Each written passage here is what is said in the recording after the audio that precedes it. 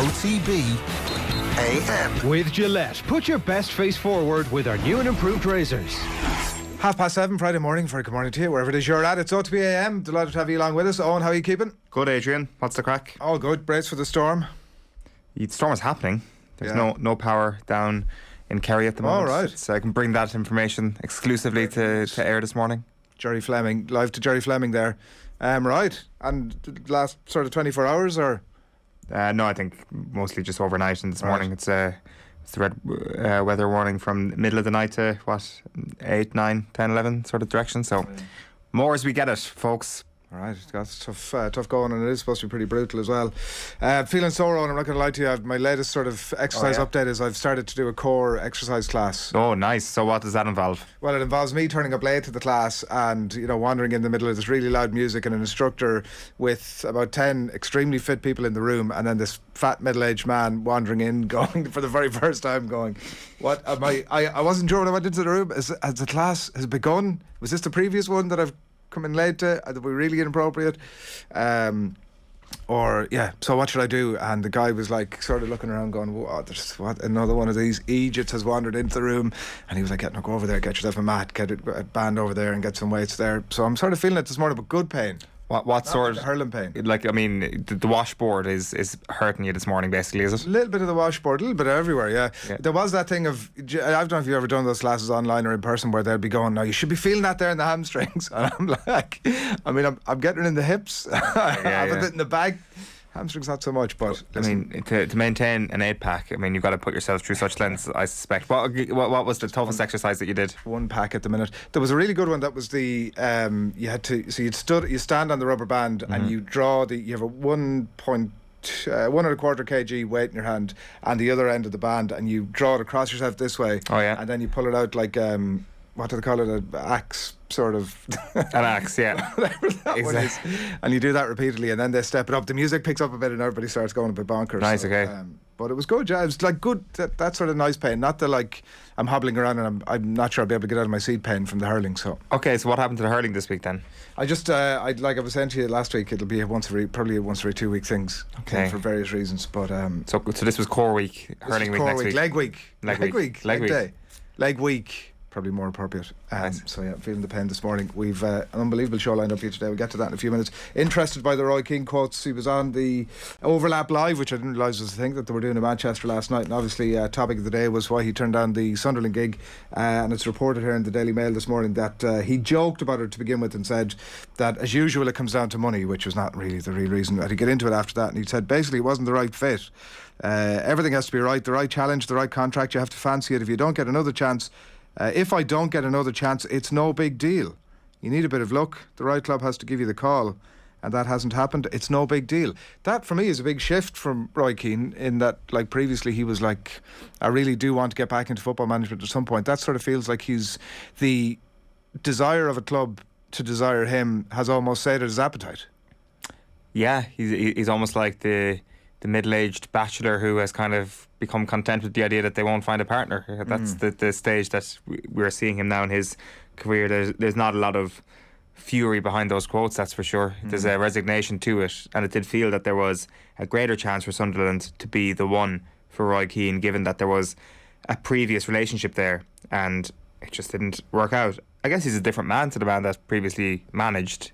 He is different to the man that Sunderland would have had, a different man to the one that Ipswich would have had. Obviously, he goes back into management. Maybe the old ROG Keenan comes out, but maybe there is a softer, less furious version of ROG Keenan that's in existence at the moment. Not an extension of your analogy, but like the right fit is a bit of a ludicrous notion in so many ways that it's got to be like it's such an excuse. Right? And like ultimately you could make that. I think every manager who's ever taken a job could make that case. It's so rare that you get a manager going, we were so closely aligned with each other's values, and that frequently those are two things that never really quite align. I think if he's waiting for that, he's probably never going to get a job, would be my view. There is a huge mercenary nature to football management, and it's not just on the manager side, it's also on the club side, who change their philosophy whatever way the wind is blowing, given how results are going, and whoever has come in and had a fair degree of success, like does Alex Neil and his philosophy, does that more closely align with the Sunderland way? Maybe it does. I'm not sure, but perhaps ROG Keenan is kind of like taking this a little bit too personally. If there are sort of like differences. go in, do the job, do the best you can do, and then, like we were saying the other week, last a year or 18 months, whatever it is you're going to get out of it either way, and then move on with life. Yeah, like I think so. I think that's the nature of the vast majority of football management jobs at the moment, isn't it? And like Sunderland would have probably loftier ambitions than a lot of teams around the same area of the Football League, and that will necessarily lead to a bit of disappointment and more pain over the next little while. Who knows, maybe Neil does do a brilliant job in the short term, and all of a sudden in a couple of seasons they're pushing for promotion to the Premier League again. But I think right now, I think there had to have been an acceptance that the odds are stacked against you. Yeah, I hope it's not the end of him. I hope he does get back into it at some point. As I was saying last week, I do think that it's something that it's an itch that he's going to have to scratch at some point or another. And like ultimately, nobody cares about Alex Neil. Nobody really cares that much about Sunderland. It was the ROG Keenan show. That was why we were all into it. So that's a bit harsh. We'll see what the next turns on that will be. 7:35 Friday morning. You're welcome along to the show. If you've just joined us, do keep your comments coming into us over the course of the morning. Here's what's coming up for you. Ronan O'Gara standing by live on the line, and we'll get his thoughts. Obviously, consider thoughts of the Stade de France last week. Vinny Perth going to join us in studio. It's night one of the new League of Ireland season, so plenty to talk to Vinny about there, the runners and riders, and plenty more beyond as well. Ireland continued their warm up for the Sweden game in April with this tournament in La Manga. Amber Barrett, Ireland striker, is going to join us on the line at 8:30 this morning. GAA quick picks, the first of this morning's two shamble items, will be coming your way at 8:30. Hugo Keenan, it's I think the first time we've ever spoken to the Ireland fullback. We'll be myself and Owen chatting to him at 10 to 9 this morning, and plenty to talk to him about France obviously as well. Live crappy quiz, second Shabolic item coming your way 9:10 this morning, and then Dan and Stewie, who were in studio with Nathan last night, looking ahead to that new League of Ireland season, will be coming your way at 9:30 this morning. You are watching OTB AM. We're brought to you by Gillette. Good morning. Start with Gillette. Put your best face forward with their new and improved razors. It is almost 20 to 8 on this Friday morning, and delighted to say it, Ronan O'Gara, good morning to you.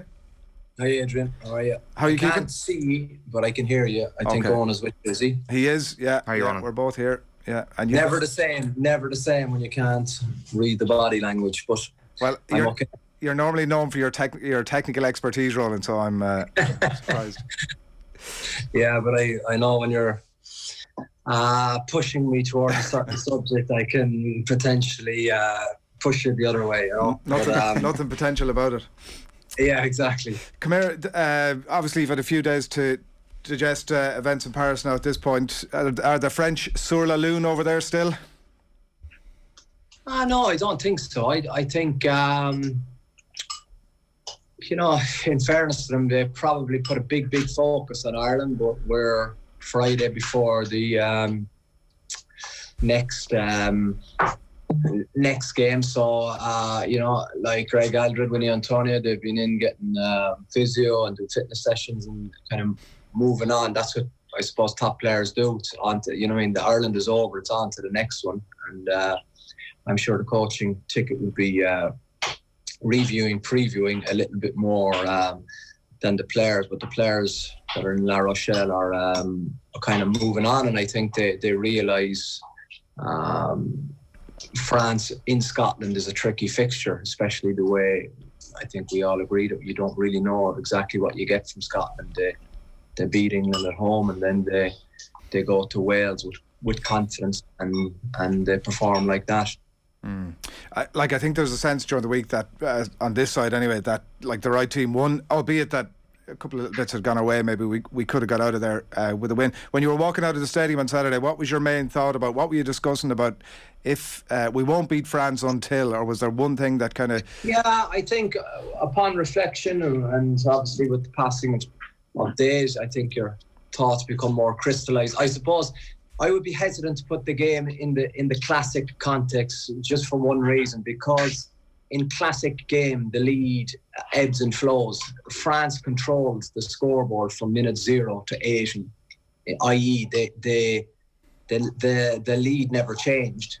For me, that would equate to a classic contest, but it's very rare at this level between, I suppose, two very good teams that you have one, I suppose, dominant force in the fact that France just set the pace, they kept the pace, and it's hard to really know how much France have left just on that basis alone, if you understand me. Joey Carbery, and you're right about him in your Examiner column this morning. He's been obviously a big talking point post-match as well. The analysis of him obviously comes with the shadow of the other lad, but just maybe first of all, to kick it off, a bit of a conversation about him. What was the thing that impressed you most about him? I thought his calmness and his poise and his mental discipline not to force things like chip kicks, little grubbers through, sticking to task.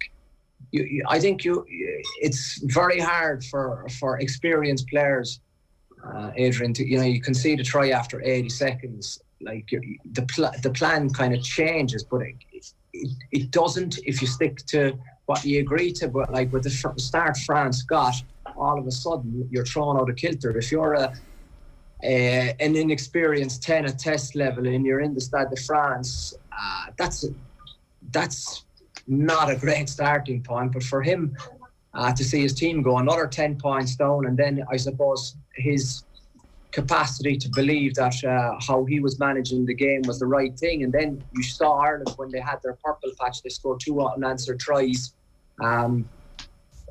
You mean that? I think that's testament to probably the game management of Carbery. What he was on with the lads during the week, and he's like his personality, and look at again, it's very difficult to discuss Joey Carbery, and I'm sure it's actually frustrating for him without mentioning Johnny Sexton, and they are very different personalities. Like Sexton, I was going to say he's almost a bit like yourself in terms of his assuredness around the pitch. Carbery seems like, from a personality point of view, he's a very different person. Yeah, but they're at very different ends of the scale too, and the fact one is probably, starting off his journey as a test out half. It was a great start at the weekend from. I think that would be his reference points when he does come across loss of form and challenges, to know that he can do that with such, I suppose, little game time in his brain and in his legs. But like Johnny's at the opposite end. Johnny has very little to prove. He's a proven winner, and he does exactly what it says on the tin. But I think it would be a big error. You don't want them to be similar. You want them to have different personalities, but they will always be different because of the age gap between them, and also because of the fact that Johnny has achieved so much in the game that I think Joe will probably go to another level altogether when Johnny isn't in the squad. Yeah, like the difficulty for him at that point might be that I'd have to look up now, but he'll be 27, probably close enough to it after the World Cup. Like on the personality aspect of it, like but the World Cup is still 18 months away. That's so long in sport too. He's 27, but that means he's 25 now. Yeah. So you have to put building blocks in place. You can't just expect Joey to kind of, he's done that game against France and now he's back in whatever on the bench or playing for Munster, and then we roll him out for the World Cup. Like, you don't know where his ceiling is. I think in that position, especially at that age, the upside to him is huge. You got to roll him out. You got to roll him out. And you got to keep playing him. You know what I mean? Then, in Johnny's head that doesn't work, and rightly so, because he's a competitor. Because 2 into 1 doesn't go. But that's where managing your players come into it, and I think that's very, very important. But up to probably Saturday, there was a big difference between the calibre of Johnny's performances and the rest of the I would say the other pretenders looking to I suppose lay claim to that jersey. I think what we established after Saturday is the fact that this level, test level, top level games away in France, in New Zealand, does not faze Joey Carbery. Athletic wise, we know he is very, very good. I suppose the biggest probably challenge I would, from the outside looking, was is his kicking game good enough for the Northern Hemisphere? Because we play on wet pitches for 7-8 months of the year. That's the reality. While down south you play on dry pitches for nearly 6 months of the year, and you can see that Joey's ball skills are really, really good. His kicking game needs continuous work to be a top test player. Was his goal kicking top notch at the weekend? Yes, it was. Was his line kicking from penalties top notch? It was. Game management, did he turn the French? High balls, Hugo Keenan got on the end of one of them. So tactically, I think that was very good. But I think, I keep going back, I think, to the try he created for Keith Earls in Murrayfield. His capacity on the ball is freakish, and the fact that he went through 2 Scottish forwards, I think, put the 2 of them on their backside, accelerated, changed the ball from left to right, went on a kind of a slalom run, and then whipped out a delicious pass to Earlsy to score. That's Dan Carter-esque in the fact that his running game, but I think what needs to be established before that is just his basics, just continuous work needed on his basics. Like what? If you were sitting down with him Monday morning, what are you saying to him? I think I was staying square at the line, catch pass, and getting a second touch in attack. And then I just think his kicking game and his capacity to probably manipulate defences is always ongoing. But you have to probably give him huge credit for the fact that to be able to do that with such little rugby is a huge accomplishment. You're saying there, Ronan, are you to keep throwing him into the starting team? Yeah, I think you have to. I firmly believe that. I think that you just you've got to see now how he backs up his performance. You know, the more you play in the 10 jersey, the better you get. You know, ideally you're playing 3 or 4 games. You know what I mean? But then that's what's best for Joey Carbery. I'm not talking about what's best for the team here, because you mean on form Johnny's a better 10 than him, but you mean in the ruthlessness of professional sport that could change if Johnny or if Joey got 6 or 7 tests in a row. With the age profile, with the World Cup, with the end goal. If you're playing a final tomorrow, Johnny Sexton starts. That's for me non-negotiable. Where then do Ireland, I guess, make their big leap if they're looking for one between now and next year? Because if you're looking at that French team and I guess the age of the French team, you can definitely point to ways in which they're going to get better between now and the World Cup at home for France. Where do you identify those areas for Ireland?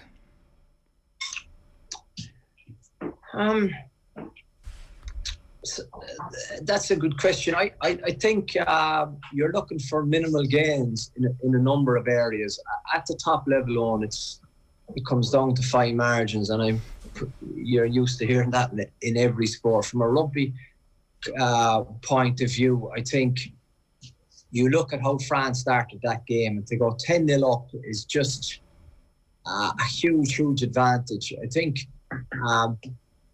what people probably neglect on the outside is the progress, I suppose, the Irish forwards have made with ball in hand. I think that has been startling for me in a short period of time. Just, it was a joy to watch, I suppose, Tadhg Furlong take on the defensive line at the weekend and play little tips to his forwards or out the back to a back who was engaged in that pod. So I think for what we're seeing since November is that Ireland with the ball are very, very dangerous. I still think there's probably room to grow in an attacking kicking game. Identifying, have they won in the backfield? If there's one in the backfield and you're going against 13 in the front line, I think you can probably get reward from attacking kicks. That I think that will happen when you can't expect that from someone like Joey Carbery in his first game in Paris, and you just be kind of hopeful that he is scanning to see if the space is there. I think it's one thing recognising space and not executing, but it's a different issue altogether if you're not recognising where the space is. I think probably France on a roll. I think it could have ended 37 points unless for the heroics of Dan Sheehan at the end of the game. However, he managed to get a hand under Jaminet was an incredible bit of, I suppose, athleticism or bravery or whatever the word is for that. But that, I think, you mean the further you go in competitions, the more defence wins championships. So going into the deep stages of a World Cup, you cannot concede 37 points. That's something I think that they'll look to get a lot more stingy on. So for the England, Welsh and Scottish game, the Italian, Scottish and English game, there'll be a big focus on points conceded, but that's not the language they'll use. They'll use to kind of control the ball, and if controlling possession means that you have more chance, obviously, of you enforcing your game plan on the opposition, which hence means they have less time with the ball. But then sometimes those statistics are blown out of the water, that some teams with deadly counter-attack can score, tries in 10 seconds. But generally that is the plan, I think, going forward. Is there any debate, Ronan, about the scrum half position now, or who's starting there? Is that, sorry, I'm sure Conor Murray won't think this way, but is that kind of done and dusted now, or is there still a live conversation to be had? That would be the biggest mistake I think you'd make about this team, because I think you look at the outside in, and what is evident is competition for places. The debate in the short term, i.e. the next two games, is not evident. But in any position with the Irish team, with the strength and depth, I suppose the questioning point or the re-questioning, or when does it come up for debate, you have a leverage of two games. That's probably the reality of what is happening in modern sport. Credit in the bank, big game players. There are one or two exceptions in each and every team, but in general, 20 of probably 23 players, you have to keep producing. You have to keep producing. Look how much of a lift, I suppose, Robbie Henshaw gives his team when they see Henshaw for Aki. Beautiful. It's not that Aki didn't have a good day. He was probably a little bit less quiet than you, or less probably busy than usual. But Aki for Henshaw has to become the norm. That's the strength we have. Henderson coming in. I think that's where the game is going, because in my time it was definitely the strongest 15 starting. We've said on this station loads of times that a lot of coaches look to finish with their strongest team, but competition for places, especially like getting into the Irish 23, should be extremely, extremely difficult. And I think we saw for the French game with guys like Coombs and Lowry and Hume, and not making the 23. You have to have that. If there's who's going to be my last back for the bench, it's not a good template.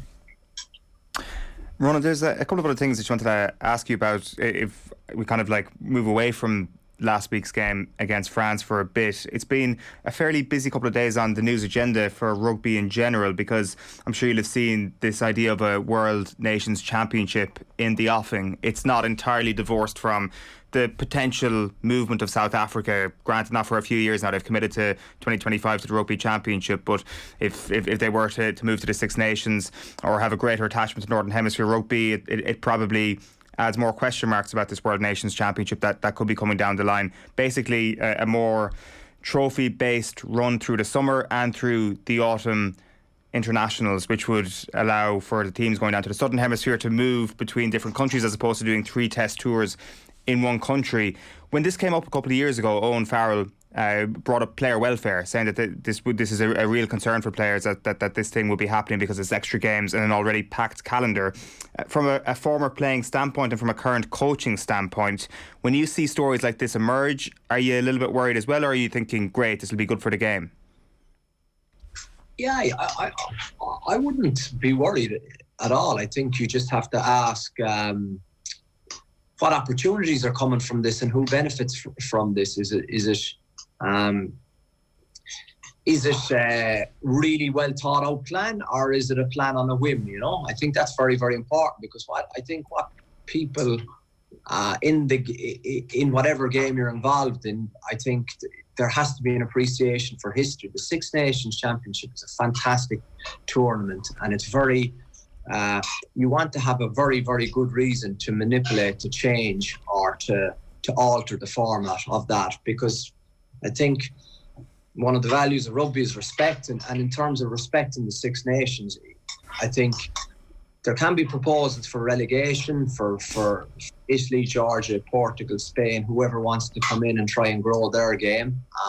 But you have a fantastic competition with there. Would it be better with South Africa? I think from a rugby point of view, you'd have to say it would be same if you were having Australia and New Zealand to the competition, but that isn't a Six Nations competition. It's a new competition. So I think there's endless possibilities about which way you can alter this. Do you have the Four Nations Championship and the top two play off against the winners of the Six Nations? It becomes mouth-watering, the prospects that can happen. I suppose what gets lost in a lot of this is that who the players belong to. Do the players belong to the nations? Are we going to go down the route where, it's Club Ireland and there becomes an international game, and below that there becomes a club game? Or are you still going to have a place in the rugby calendar for the bouclier, the premiership, with hundreds of years of history with the Six Nations competition? I think there is probably potential to explore this, and there is, I think, an appetite for a world championship, be that at club level or test level. Probably both are appealing, but I think what's important here is that it's very, very well thought out, and it adds to the calendar as opposed to creates a headache for the calendar. And just finally, Claremont tomorrow night at home. It's yourselves, Stad and Claremont sort of tightly bunched, trying to pierce into that top six. Are you table watching just yet, or fixture watching? Yeah. Well, exactly. You have to be realistic and conscious of where you are in the standings. So I'm aware of that. So we've had a difficult patch the last number of weeks for a number of reasons, but it's time to find solutions. So we're hoping that will start tomorrow night. It'll be a very tough game with a lot of new guys calling to French camp, distractions with that, a few injuries, but they're excuses. We've got a good panel. We're at home, so we're looking forward to it. All right, good stuff, Ronan. Thanks a million. Cheers, lads. See you on. Thanks a lot. Ronan O'Gara on the line there from La Rochelle, and lots of interesting thoughts obviously on the reaction to Ireland-France last weekend. And we're going to have coming up a little bit later on, we're going to be talking to the Ireland international Hugo Keenan to get his own thoughts on exactly how that game went for him and his review of it afterwards as well. It's 7:58, it's Friday morning, you're watching OTB AM. We're delighted to have you along with us. Plenty of comments coming in, and do keep them fired into us over the course of the morning. We'll put them to our guests and indeed read them out as we work through the morning. Pack show still to come right here. We're going to hear from Amber Barrett, who's with the Republic of Ireland team in La Manga, as they prepare to continue their interest there in that mini tournament ahead of the World Cup qualifier against Sweden, obviously in April. Crappy quiz, live crappy quiz this morning. GAA picks as well, but up next, Vinny Perth in studio ahead of the 2022 League of Ireland season. OTB AM. This is OTB Sports Radio. Have you subscribed to the OTB Football Podcast? It's baffling, absolutely baffling, because it doesn't make them look good, doesn't make David Moyes look good, doesn't make the owners look good, doesn't make the Premier League look good. I think I said, well, thank you very much, but I don't want to go in those conditions on a personal level. I don't need it. I'm quite a wealthy lad. I've got a very good job on the television where I'm not responsible for results. I'm getting well paid at that. So you can stick your job nicely. And I think that's what he's done. And in my opinion, quite rightly. Subscribe now to the OTB Football Podcast stream wherever you get your podcasts, and download the OTB Sports app. FBD Insurance knows this sound spells trouble for van drivers. But if you're an existing FBD customer, you'll get 15% off a new van insurance policy. It's how we're keeping you and your van on the road. Visit fbd.ie or contact your local branch. FBD Insurance. Support It's what we do. Terms and conditions apply. 15% discount available on new commercial motor policies only when an existing FBD farm, business, car or home policy is in place. FBD Insurance Group Limited, trading as FBD Insurance, is regulated by the Central Bank of Ireland. Commercial motor insurance is underwritten by FBD Insurance PLC. OTB AM. With Gillette, put your best face forward with our new and improved razors. What is your favourite stadium to play in and why? Favourite stadium that I've probably played in was probably the Emirates 2 years ago. We were in the Europa League group stage, and unbelievable ground, yeah, fantastic. I'm going to have to say the UCD Bowl. It's our home ground at UCD, and it's a lovely surface to play on. Anfield, yeah. When I played a couple of reserve games there in Liverpool, so couldn't really get much better than that, in fairness. And even look again, even in reserve games, they always had a good crowd. So yeah, but the playing surface now was far better than anything else I'd ever been on. Played in many amazing stadiums, but I've never played in Anfield. I've been there numerous times watching Liverpool, so it's a stadium that I would love a chance to play there. And obviously in front of the best fans in the world as well. A special occasion for me was an opportunity when I went to go and play in Spain with a team called Santander. And I'd only signed for them a couple of weeks before the season started, and lo and behold, our first game was away to Barcelona. So we played in the new camp. Gary Lineker and Mark Hughes were playing for Barcelona, so it was a big occasion at the time, I remember. Probably when we played with St. Pat's, we played out in Legia Warsaw, out in Poland. Let's say the ultras wasn't very nice, but the atmosphere was unreal. So it's probably the best stadium I played in, especially for atmosphere as well. Stadia Viva, I've only played there once, but obviously grew up going there to watch Ireland play. The cup finals on there, which is obviously where we want to get to. So yeah, that's Aisling O'Reilly out and about, getting the views of plenty of the League of Ireland players and coaches ahead of the start of the new season. Vinny Perth is in studio with us. Good morning to you, Vinny. Good morning, how are we doing? Lovely to be able to actually see you in studio this morning. It's a real sign that things are getting back to normal as opposed to looking down the lens. Yeah, that's a good sign. How are you feeling about the return? There's a great bit of excitement about it. I wonder from your own point of view, are you like excited but also like, I really wish I was involved? Yeah, this is, I've had close on 20 years. It's funny, Stephen Kenny's first ever League of Ireland game was mine. I think we were working it out the other day. It was back in '98, so I've sort of more or less been involved every year since. Last year was different, and it was a COVID year as well. So this is the first time it feels, home in the evenings going, what am I doing? What am I doing with my life? So I was power washing the garden during the week just to try and keep myself busy at this time of the year. Strange. So yeah, it is strange, but looking forward to it as well at the same time. It's good to see. There's definitely new interest come into the league, I think, in the last couple of years, and I think that's great to see. It definitely felt that interest was bubbling up nicely right before the pandemic hit. Definitely more kind of people who would be casual viewers being compelled to go to games. There was definitely a movement, it felt, which was very match going based. Therefore, it kind of did fizzle out once the pandemic did hit. So you'd like to think that that'll come back nicely over the next couple of months. Yeah, and I suppose there's a couple of reasons for that. If you go back to probably the last big game before the COVID hit, I think it was Dundalk and Rovers, and there was close on 8,000 at the game. It was an amazing game. You had Jordan Flores' goal, you had Jack Byrne's brilliant winner. I'm still hurt over that game a couple of years later, so that shows you the level that was there. So and then because of the league doesn't get the coverage on the likes of the TV, it can drift away for people, and it becomes the norm not to go for a game on a Friday and a point after. But thankfully people have started to go back to the games, and there's been a good interest in terms of a lot of grounds sell out, which isn't necessarily a good thing because some of the attendance aren't good enough. But we've got to get that part right if we're going to progress the league in terms of, you look at Dalymount Park, in many ways the home of Irish football. It'll sell out every week for the season, but it won't be anything more than 4,500, and that's a real concern. What are you doing from your own point of view? What's the LinkedIn network for football managers trying to get back into the game? Can you chat to people? Are you sending CVs out? How does all that work? Yeah, it is a little bit of that, but you've got to get on with your life as well. Football is very fickle, and you've got to make hay when the sun shines. So I had an amazing close on 10 years. I won't go on about it, but we've quite a few league titles and 40 odd European games and Europa Leagues and that. So I had a good time of it, and sometimes you've got to come away from it. Would I like to get back in? Absolutely yes, but not that I'm looking for a job up there, but for example, most weeks I've gone up to the north to watch games or gone to the UK. I was at Linfield and Larne about 10 days ago. Brilliant game of football in Windsor Park and stuff that keeps you busy. Being out watching Leinster, haven't got the cheese board like you out yet, but you just keep yourself busy in that sense and watch sport. And I think if you're interested in sport and coaching, you follow different codes, and it gives you a chance to have a look at them. I'm going to the Dubs in Kildare. When is it, next week, the week after? So you just keep yourself busy in that sense. ROG Keenan was talking in the papers this morning about, he was obviously closely linked and it seemed like was offered the Sunderland gig. He was talking about like the right fit. It's got to be the right fit, and we were chatting about it earlier on. Like, it seems if you're waiting for exactly the right fit, you could be waiting a while.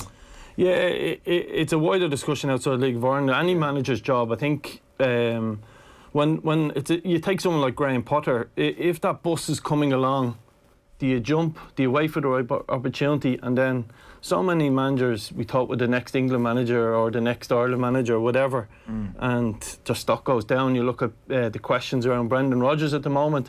So sometimes you've got to jump when something comes available, albeit it has to be within certain parameters, the right gig. So yeah, like again, you look at clubs in Scotland. You would think that your CV would stand up over there at certain levels, and sometimes it does, sometimes it doesn't. So, and as I said, I'm quite comfortable if the opportunity comes, it doesn't. That's the same for other managers here.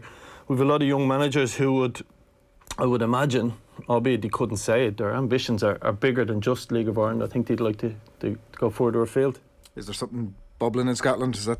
No, there's not. There's just like over the last couple of months, there's been a couple of gigs. You get an interview, it's great, and sometimes you don't even get a phone call back. But I mean, that's the same in any business, any walk of life nowadays.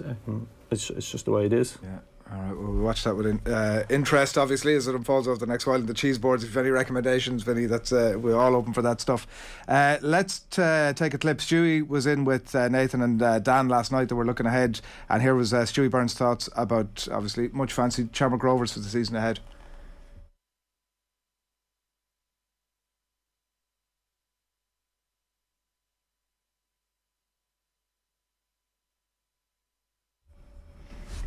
Is there a player that you think we should look out for in 2022? You can include yourself now if you like. In terms of our own squad, I would say Evan Weir. He's a young defender, attacking fullback, so yeah, I think he definitely one to look out for this year.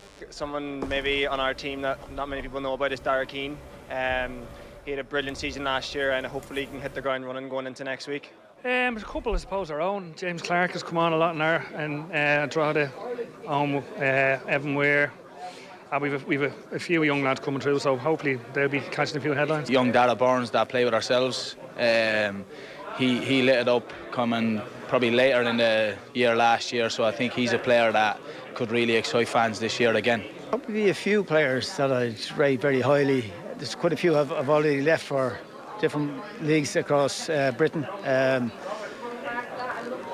Without putting too much pressure on them, I'll throw in my goalkeeper, Ed McGinty. I think Mark Byrne for us last year had a good year, but I think he's going to kick on this year, so Mark Byrne, yeah. Jack Moyle on the Shells, he was at Wexford last year. He's done really well for us, and he's probably one who's not particularly well known yet, but I think he will be in a year. That was Aisling O'Reilly out and about over the last couple of days, getting a bit of a sense check ahead of the start of the new season. Not Stewie Byrne, but he was in with Nathan and Dan last night. Basically what he was saying, Vinny, was that complacency was Shamrock Rovers' biggest obstacle this season, which can't be given much hope to the chasing pack if that's the biggest threat to them. Yeah, it would be hard to disagree with Stewie on that one. I mean, I think the biggest challenge, and it's a challenge for the league, is they're not really being pushed. They haven't been pushed in terms of, if you look at the last 10 years, it was Dundalk and Cork, it was Dundalk and Rovers.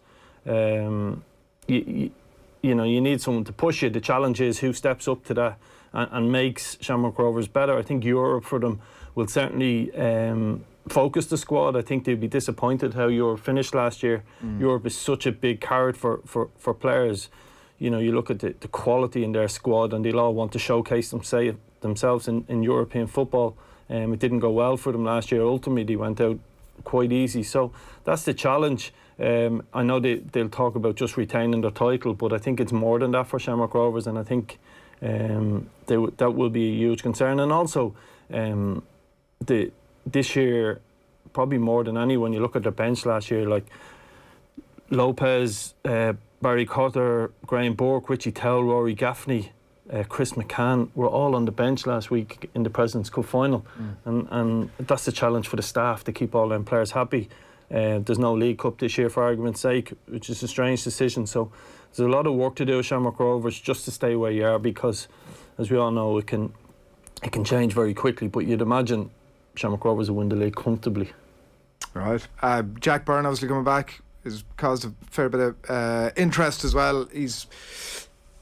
Is he 25? And he's, like you said, such a run at clubs. Obviously, some of them have been on loan. What's your sense of what he can do for Rovers this season? He's obviously impressed so much in the couple of seasons he's been there previously, but your sense of what he'll bring to the party for Rovers this season? Yeah, obviously, there's no doubt he was thereabouts as the best player in the league. On his day, he certainly played as if he was the best player in the league himself.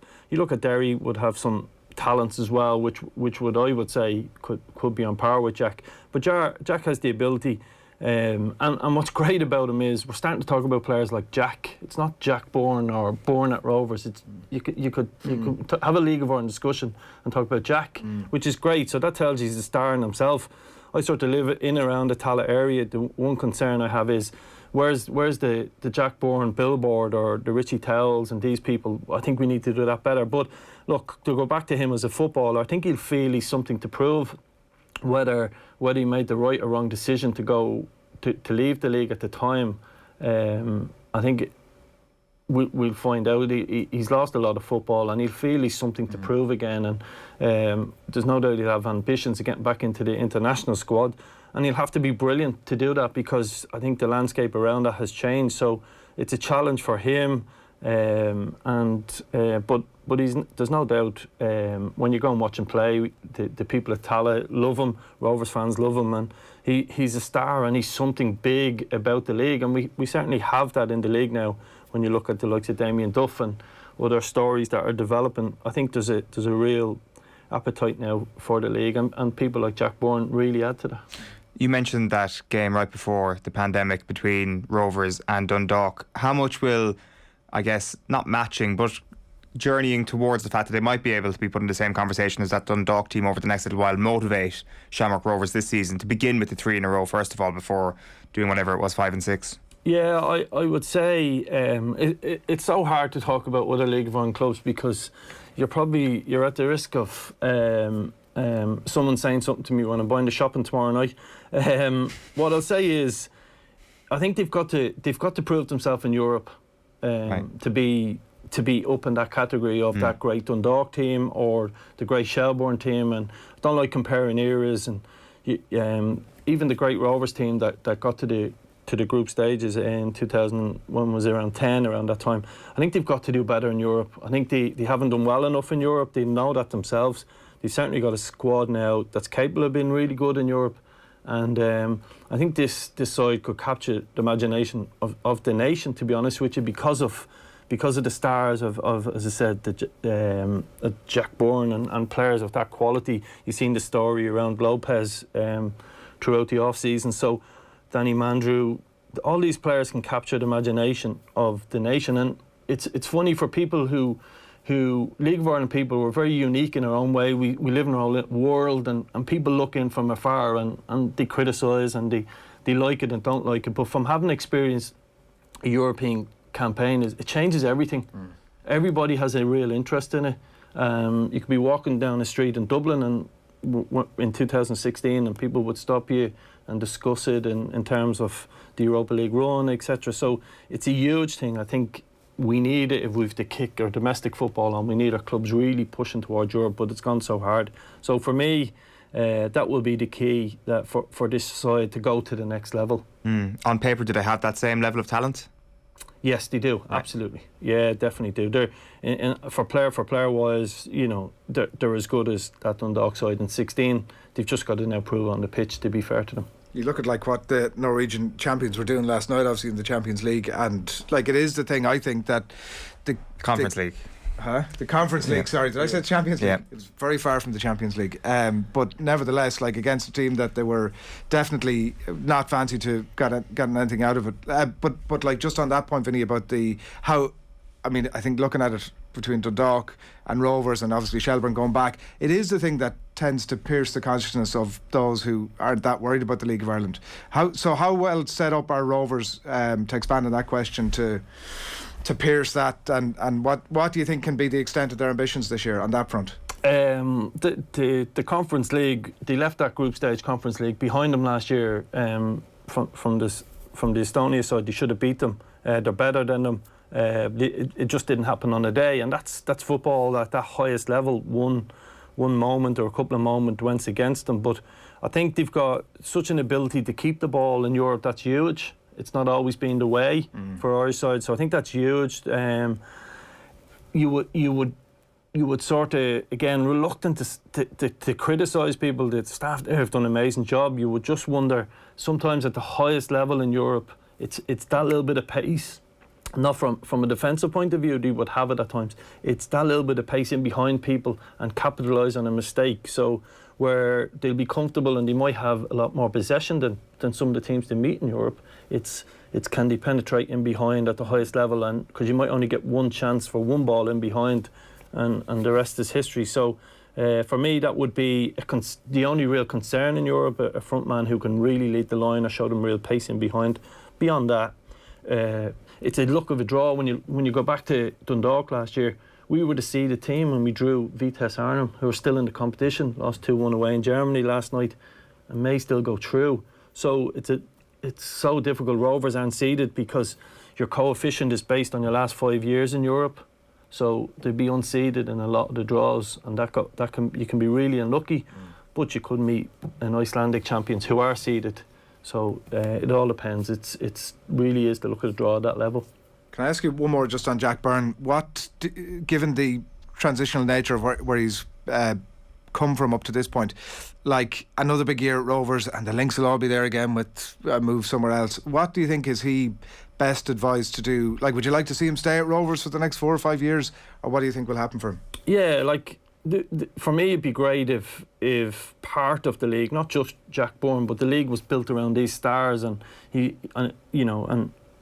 focused on becoming the star in Ireland, becoming the big name, becoming someone who can make a real living here in terms of people get involved with him from an advertisement point of view. And you see he's starting to do bits of that. As I said, there would be billboards built around people like Jack Byrne and the stars that are in the league like that. So for me, does Jack Byrne, I've watched a lot of League 1, League 2 football. Is he good enough to play at that level? Absolutely.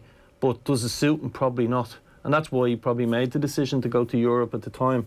But again, in terms of he probably doubled, tripled his wages when he went away, and he's a young lad who has to make a living for himself. So if somebody comes back in at some stage in the next 12, 18 months and offer him 2 and 3 times his wages, and sometimes it can be life-changing money as well for these guys. So, but it would be brilliant if we built the league around people like Jack Byrne, Danny Mandrew, Michael Duffy, and made them the stars that I think people connected to them clubs think they are. Are Shelbourne a sleeping giant or just a giant? Oh, I played against that great Shelbourne team, Stewie Byrne, Owen Heary, these guys, just fantastic team, brilliant club. The atmosphere in Tolka Park was sensational back around that time. Pat Fenlon done an amazing job with them, but it's been so long since they've been where they are that it'll take a lot for them to get back to the levels they need to be.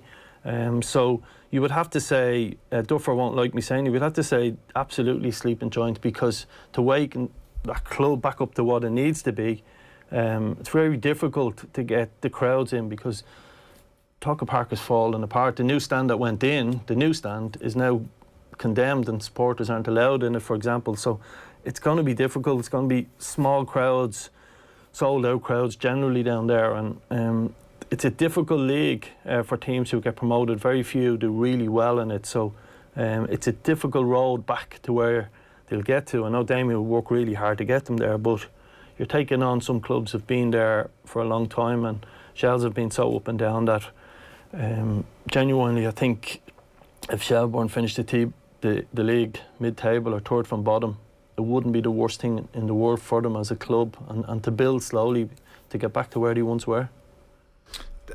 I think him saying during the week that it's the biggest day in his life outside of any family things, I think was like a huge endorsement for it. And he's been cranking up obviously the pressure on the players as well by saying this is a giant of a club and the expectations are there and you got to fill the shirt. Like, he's been saying all the right things, I think. What's, in terms of like what he can expect on the pitch, obviously Pats this weekend, what's the, like, what do you expect to see? Because he might have, and he's obviously got the history he has in terms of the clubs he's played with and the style that he had, and he might have something in mind, and he might have to be more pragmatic for the reasons that you've just outlined. What do you expect to see from Damien Duff's style of football? Yeah, like, I done my pro licence with Damien, so spent 2 years in and out of his company the last couple of years, and really intense guy, loves his football.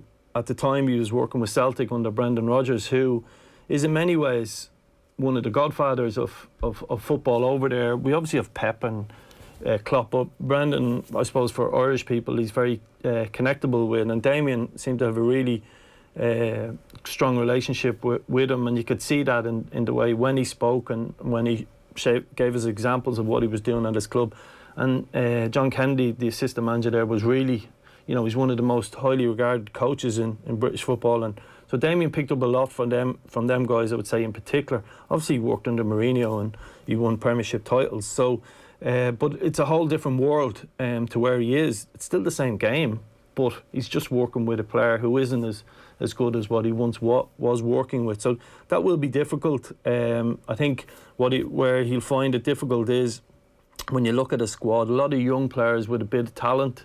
I've seen they've played 3 at the back in pre-season, they've played with back 4, so he'll have to find his own style and his own way of playing that suits his players. So just because he's worked under Brendan Rodgers and they played a certain way at Celtic, or it doesn't mean he can just automatically take that as a blueprint and build it into shells, because he's got different players. Does it take him a while to figure that out then, Vinny? Is that like, you might have an idea and this is, I'm all in now on this thing, but you may, and Stephen Kenny has had to do it obviously with Ireland, you may need to adapt. Yeah, absolutely. So, I mean, we all get brandished with different titles. People would say, just in transfer room where you go into a transfer market, we'll all, as coaches, I'm called the 4-3-3 coach, and people would say I'd like to be this way and that way. That's just because of the players I worked with. I worked with Gannon and Massey, 2 best fullbacks in the last 10-12 years, so I played that sort of way that suited them players.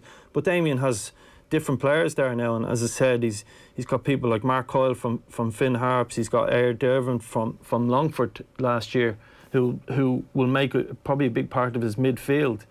They will be technical enough players, but they're all about work rate and energy, so his style will have to adapt to the players he has. So it will be fascinating to see. I know Damien doesn't want it to be about him and he's trying to play that part of it down, but it was funny, I seen a picture of his press conference and all the usual, the 10-12 lads were sitting around with him, Damien in the middle of it, and I sort of chuckled to myself, because someone like Rory Higgins is tucked away up in Derry, probably driving back to somewhere around up the hills there in the car, laughing to himself, because they spent a huge amount of money, they've signed a huge amount of players, and all the attention is on Damien and Shell, so that's good for other managers in the league. So from Shell's perspective and Damien's, I can understand that when you know him as a person, difficult to know, but a brilliant person, so enthralled in the game that I can see why he said what he said about this being one of the biggest days of his life, because he doesn't do anything by half. I imagine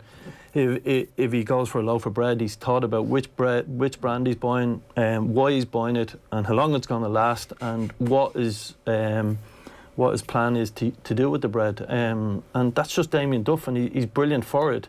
But there is other hard-working managers in the league as well. You can't get to this level without being obsessed by the game. Well, you mentioned Derry, so let's go there. And Stewie was saying last night that they should challenge Rovers, which is, there's not a huge amount of sentiment for that out there. But you mentioned Rory Higgins, obviously, the players they've brought in that you'll be very familiar with, Duffy and McElhenney. There's the real positive story bubbling up there. Is it realistic that they'll challenge? Yes, so it's Rory Higgins, not Rory. So Rory, yeah. So very much an Irish name.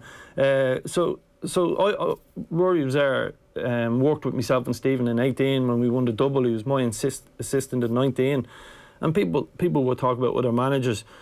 just an amazing football person who, you know, you talk about eat, drink and sleep football. He knows everything about everything of the game and every player, and you can tell by the squad he's put together. The obvious ones: Duffy, McElhenney, Will Patching gone up there. It's just a sensational sort of front line they've put together up there. They will play things down, and rightly so. They've got to manage expectations, but the Brandywell, with a team going well, is one of the best clubs in this country, and I think what they can bring to the league is they can bring a title race. I have no doubt about that. It's a long way to come back from where they were to catch Shamrock Rovers. I think it's 24 points from last year. That's a lot of games to make up, but they've certainly put the players in place to do that. Again, signing of Cameron Dummigan, you would say where was one of their weaknesses was they could have been stronger at the back. Cameron Dummigan from Dundalk, brilliant signing. 4 Dundalk players who have all had success. So really strong sort of, and there's a local element to it. Shane McElhenney has gone back as well. Patrick and Michael are from the town, and when that town gets together, we've seen some of the documentaries recently, it's an amazing football town, and the Brandywell will be a difficult place to go this year. So for me, I think they're probably the only team capable of pushing Rovers all the way this year. Right, so we're saying Rovers, we're saying Derry might get close, and then with who's the best of the rest? Like, yeah, well, Pats last week in the President's Cup were actually better than Rovers on the day. They should have been 2 or 3 up. They've you know, Owen Doyle has come back into the league, looks really good. Dara Burns was exceptional last year. Young players coming through that club. So you know, it is difficult between Pats, Bowes and Sligo and Dundalk to pick next best of them. There's so many changes to them squad that you've got to. It's a wait and see. I mean, when you look at Bowes, the players they've lost, Georgie Kelly, Ross Tierney, they're huge blows for them. Cornwall, their centre half, and their captain Buckley right through the middle of the squad. That's a huge blow for Bowes. So we don't know what Bowes are going to be like. Pats have lost some big players, so it looks very, very simply Rovers, Derry will chase them, and it's up to the rest. Sligo have lost John Mann and John Kenny. John Kenny, young player coming through, gone to Celtic. John Mann was their captain and a real leader for them, and that's a huge blow for them. So we've lost a huge amount of talent out of the league as well. It's a big, big story developing underneath, and a lot of the clubs have suffered as a result of it. In terms of players that are still in the league, give us a few players to watch then before we let you go, Vinny. Yeah, well, Dara Burns, exceptional player at St. Pat's. Jamie McGonigal at Derry, young player that he signed from the Northern League. Again, Rory's knowledge, brilliant player. Jamie Mullins at Bowes has a real chance. Carl Sullivan was at Finn Harps last year, but he's gone to Sligo into the professional setup. Nothing against Finn Harps, but I think he is one that could kick on. Shell signed from Wexford. Jack Moylan looks a really, really good player, albeit it was first division level, so that will be interesting. But again, people criticise UCD. They've got a couple of big stars now that they're being promoted, but Colin Whelan, Irish under-21 international, and Liam Carrigan looks the real deal. He's someone I last summer would have spoken to his agent. If Dundalk went down a different route as a club, someone like Liam Carrigan is destined to be a star, I feel. But with so many of these young players, hard to know. But they look the real stars for me. And again, watch out for Brendan Kavanagh up in Derry, because he was at Rovers, went on loan to Bray, but the style of Derry might suit him. And there's certainly new stars about to come through because we need them. We've lost that many. All right, brilliant stuff, Vinny. Great to see you in person. Yeah, thanks a million for coming in. Good, thanks very much. Stuff. Thanks a lot, Vinny Perth. Looking ahead to the brand new League of Ireland season, and we'll have lots more reaction to that over the weekend, including on Off the Ball Saturday as well with JD and crew. Plenty still to come here on OTB AM this morning. We're going to hear from Hugo Keenan before 9 o'clock this morning. We're going to cross over to Spain next to chat to Amber Barrett. But last night on Off the Ball, Sonny Bill Williams joined Nathan for a chat about what he's doing in Dublin and what it's been like working with Andy Lee. Very, very grateful that Andy's opened his arms and let me come into that intimate space. You know, I've been able to meet his beautiful wife Maud and his beautiful kids Julia and Andy boy. You know, but I understand. You know, that's why I respect Andy so much, because he's not going to take on a fighter unless he connects with him and unless he believes in what he wants to do, because, you know, he's got his own life as well. And I respect that because I have my own life as well, you know. So, but, you know, it's been cool because I feel like there's mutual respect there. You know, I deeply respect the path that he's walked and him as a man and how he's gone about his business in that ring, inside and out. But I feel like I get that respect from him as well. And I think the underlying principle of this relationship is being real, understanding where we're at, but then understanding that with work ethic and patience and for me, a humble mindset and just a work ethic, that I can get better, you know, and get better and better. And, you know, I've seen the progress in the last 4 weeks under the guidance of Andy. Yeah, that's Sonny Bill Williams in conversation with Nathan on the show last night. You can check out that full thing up on our YouTube channel and be up for podcasts as well and all the rest of that good stuff. It is 8:30. It's Friday morning. We've lots still to come, including a live crappy quiz coming your way in just a few moments' time. But before all of that, delighted to say we're off to Spain now. We're joined on the line by the Republic of Ireland international Amber Barrett. Good morning to you, Amber. I don't know if Amber can hear us there. Good morning, lads. Thank you for having me on. Not at all. Delighted to chat with you. I don't know if there's a slight delay on the line there, but hopefully it doesn't impinge too much. Obviously, you're in the middle of the Pinatar Cup there. You've Russia upcoming. What's what sort of prep are you doing at the minute? What stage of the week are you at, obviously, ahead of the game tomorrow? Yeah, well, I think firstly, I think coming off the back of a really good result on Wednesday, I think the mood in the camp has been excellent this week, and obviously we know three games over a 10-day period is going to be, you know, heavy going for everybody, and preparation's been really good the last couple of days. Obviously the girls played on Wednesday. We're kind of looking more so at recovery and all yesterday, and the rest of us have been really working hard. We trained after the game on Wednesday, the girls that didn't get game time, or, you know, maybe didn't get a lot of game time, and you know, we're hopefully going to be getting our chance tomorrow in the game, which is, you know, again, a great opportunity for everybody. And it's an opportunity for us to prove ourselves. And I think also, you know, it's an opportunity for everybody in the squad to be comfortable in that, you know, high pressure situation. Typically, like, it's so unusual for any international team to have gotten so much time together, and you know, that it's obviously there's a cup involved, but at the same time it's useful prep ahead of what's ahead. What sort of stuff are you working on? New stuff on the training ground? Is it what sort of thing have you been doing given that unique opportunity that you've had?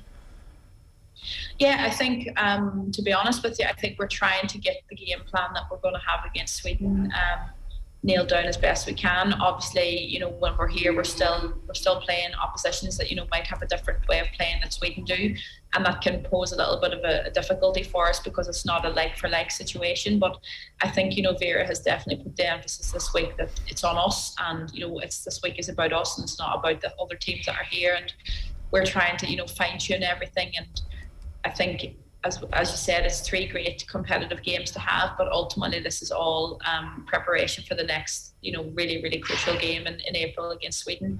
And, you know, the most important thing is to have a fit and healthy squad, and what we have that. And I think now, you know, getting used to, I think, perfecting the formation and, you know, tweaking things that might have needed to be tweaked. And even, you know, we've done an analysis on other games that we had, you know, and just you can see the improvement that we're making all the time. And I think it's difficult in this space of time because we have 10 days together, but also you have a game nearly every second, third day. So it's nearly hard to kind of get a full training that, you know, everybody's in it, you know, because a lot of girls, you know, at different levels in terms of recovery and, you know, playing games the day before and everything. So I think it's been difficult in that way to kind of get everybody out on the pitch 100% ready to go in terms of that. But I think, you know, we've managed it really, really well so far.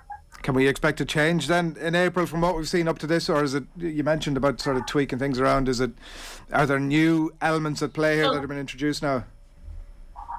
Yeah, well, I think ultimately, like, you know, we look at the Sweden result and we look at the fact that, you know, we obviously lost the game. So, you know, ultimately, I think, you know, we have to start getting even a little bit more tight and defensively. And I think we have been very solid in that regard, but I think we've been trying to, you know, I suppose limit the amount of mistakes that we make in the areas that we make them, and then having, you know, the solution to problems. And I think that's one thing that we highlighted yesterday in analysis of the Poland game.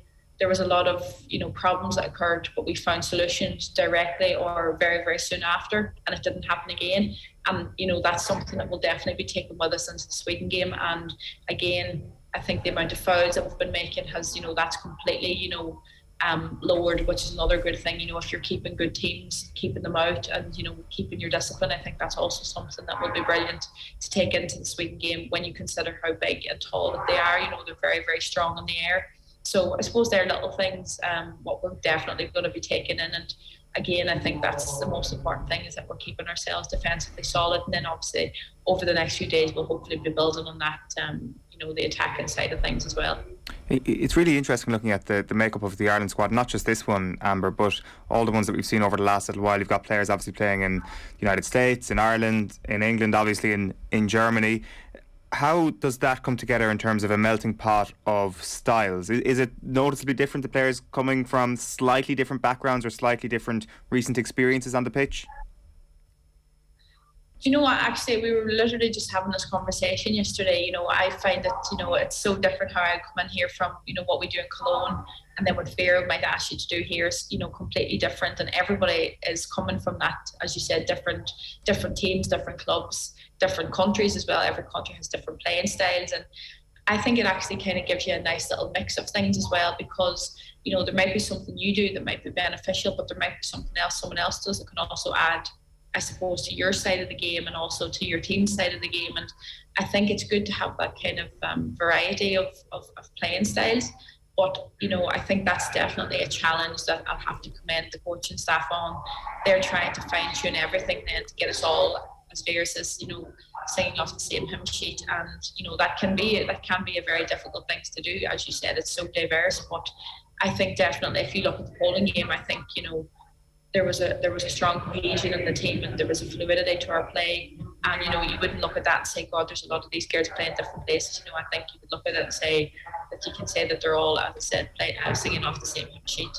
How does the style of play that you're playing with Cologne differ to the other styles of play that are being brought into the Ireland camp?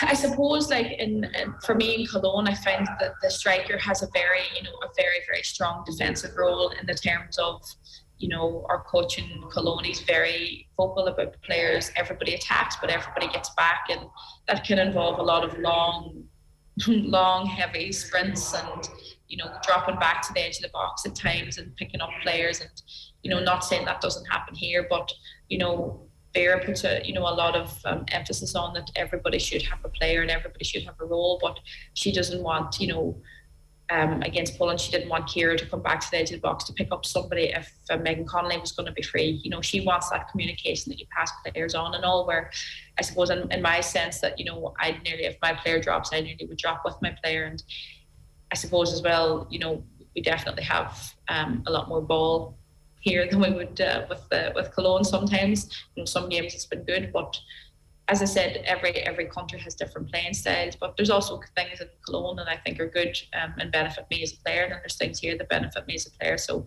it's about trying to find that match, and then obviously giving the best of the team, whichever team it is. And even within the Ireland camp, Amber, is there a sense within the team that there might be different styles, in the sense that, like you were mentioning about Sweden, and maybe things need to be a bit tighter? I think going there to play a team of that quality, that's entirely understandable, but that, like, maybe one of the criticisms of the team over the last little while has been that we haven't, against the likes of a Georgia or a Finland at times, maybe Georgia's a bad example, but against some of the teams that we should be maybe a little bit more offensive against, particularly in some of the home matches, that we haven't been. Is there a sense that we can also adapt into that style when needed? Yeah, I think so. I think it has to be. I think that, you know, Irish football teams have always been renowned for being so defensive.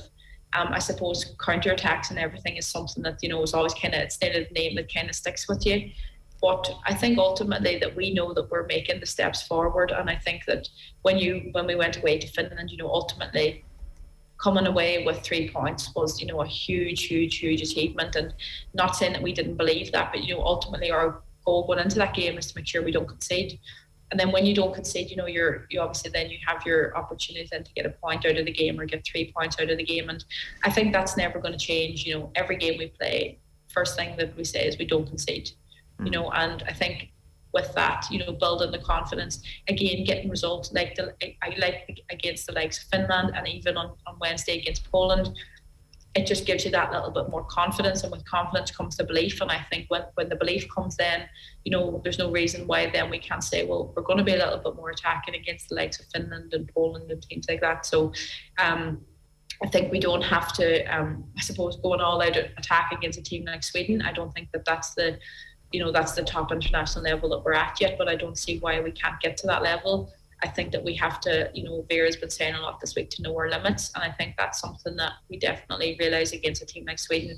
We have to be very disciplined defensively, but also when we have an opportunity to go forward, we're definitely going to, make sure that we're taking it as well.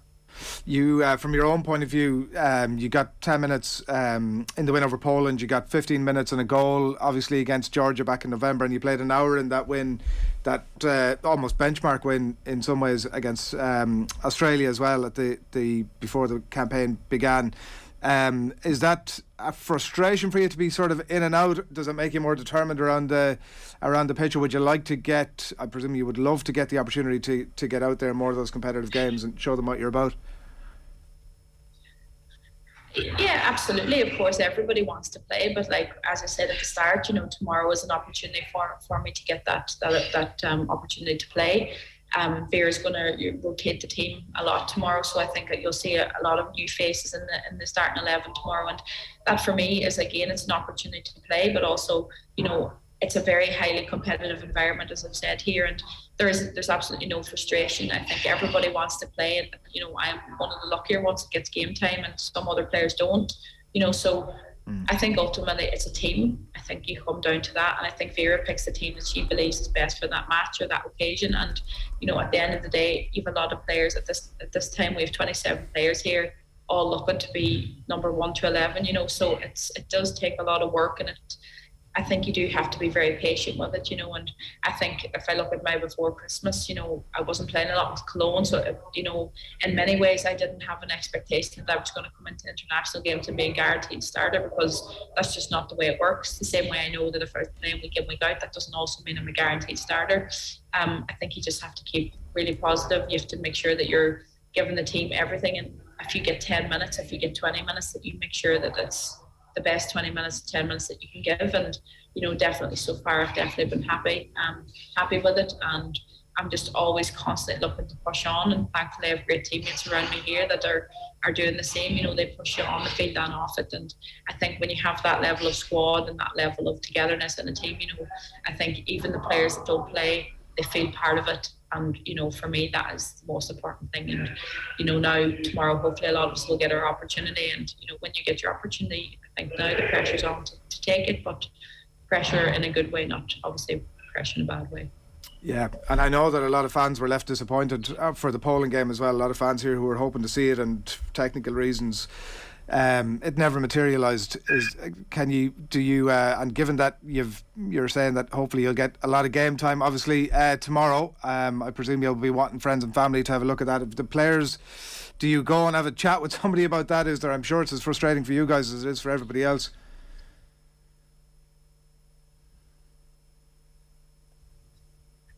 Yeah, of course it was frustration. It was not something that I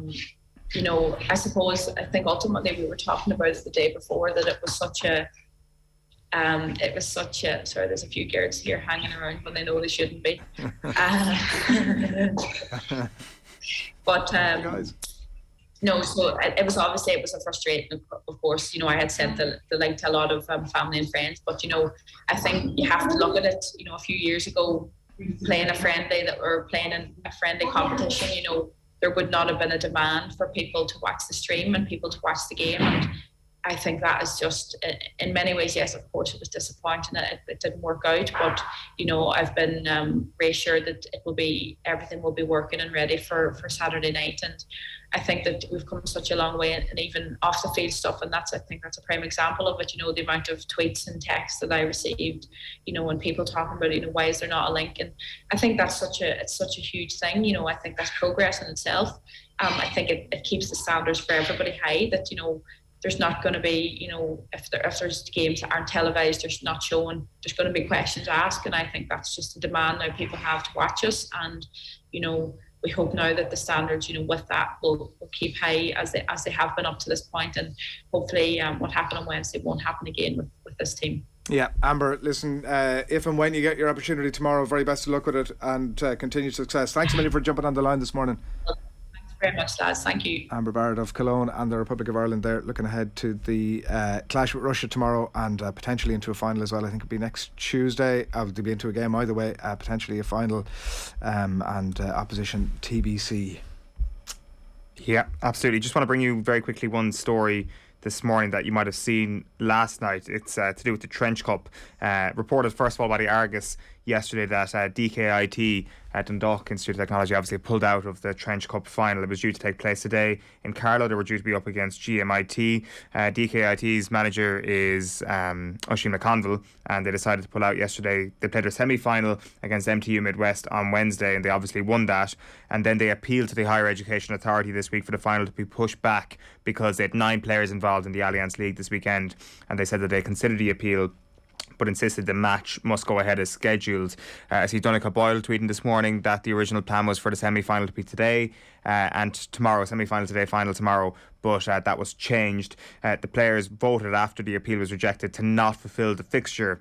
Dundalk IT then came out and said, we were faced with travelling down to Carlow without up to 9 players or asking our county players to play 3 games in 4 days. Although we could have fielded a team and brought some junior players, we and the players feel this would do the college and the competition a disservice. We're sorry that it has come to this, but this was a decision from the players and we completely agreed with them in this regard. We thank you for your efforts in what was an extremely difficult job, and we hope that in future years college's weekend doesn't coincide with National League games. And that is the big talking point at the end. Will this actually eventually lead to change? Because this is not the first time we've been having conversations like this. This feels like a bit of a watershed moment where something has happened. The team has pulled out of a competition because there are too many games. You can trace this back as many years as you like. You can go back to 2016 when Jack McCaffrey and Paul Mannion both picked up hamstring injuries and quad injuries playing for UCD in what was their 5th game in 16 days across all competitions for county and college. You had a situation last month where 2 lads played Sigerson and McGrath Cup in the same day. You obviously have the terrible situation of Tommy Conroy doing his cruciate 2 days after playing for Mayo once he went into the Sigerson. You have James Horan saying it's completely unsustainable if you were designing from scratch. The current scheduling of the Sigerson would be the worst case you could possibly design. The players and the demands of them don't make any sense at any level. You have the likes of Owen McLaughlin and Stefan Okunbar both picking up injuries recently. Okunbar playing in 3 different competitions over the course of January, the McGrath Cup, Sigerson Cup, and with his club Nagale. There is a hell of a lot on the plates for all these players, and DKIT have said this week enough is enough. Yeah, makes not a huge amount of sense. We'll see and follow it as it moves along. Right now, time for the quick picks. Some of these critics, these pundits, I absolutely adore them lads. I have unbelievable time for them, but they're a great bunch, but it's not acceptable. They like to play the hard man when they're on it. It's not very pleasant when you're trying to manage a team. All you're looking for is a bit of civility and a bit of decency, but they just dismiss you like you know, you have nothing to do with the bloody occasion. All right, it's coming up on 10 to 9 Friday morning. Time for our quick picks. Will, Tommy have joined us. Morning, lads. Morning. Morning, lads. Who get up? I don't know if we have a table to hand, but I understand it doesn't make exceptionally pretty reading. There we go. Speak for yourself. Well, apart from Owen, I mean, I will say, and when you're explaining you're losing, but I will say that I was within 30 seconds combined between those 2 club matches last night of flipping those percentages the other way. I mean, if right was right, Owen, I really should be the one that's... I would have been, I think I'm 8 out of 16, I would have been 10 out of 16, apart from like the 2 most dramatic moments that we will ever see in sport ever. Whatever helps you to sleep at night. Any excuses from you, chumps? No excuses. Nearly got the quick pick. Quick picks. Ruthless game, Adrian. It's a ruthless game. Right, Armagh Monaghan, is that where we're going to jump in here? See which way we're all going here. Will O'Callaghan. Have you been, I mean, Will, for anybody who's listening, Will, as you'll tell, has gone for a draw, and the rest of us are going for Armagh. Like, go on. Look, the draw almost worked. You guys were slagging me last week in that very studio for picking a draw between Kilkenny and Tipperary. The sides were level, I think, on 8 or 9 occasions during it, and Kilkenny just couldn't get an equaliser laid on. Again, I think this game is going to be really, really close. I've been nothing but impressed by Armagh. I had a feeling that you guys were going to go Armagh across the book. So I thought I got to have A point of difference, and B, I think this game is going to be incredibly close. So I'm more than happy to splinters and to sit in the fence and back Monaghan to go and get a point. You're breaking our collective hearts here. Tommy, Armagh, I put it to you, the form team of the country at the minute, not had an easy couple of opening games. Hard to back against them. Plus, Monaghan are basically the French rugby team of GAA. You just don't know what's going to turn up on the day.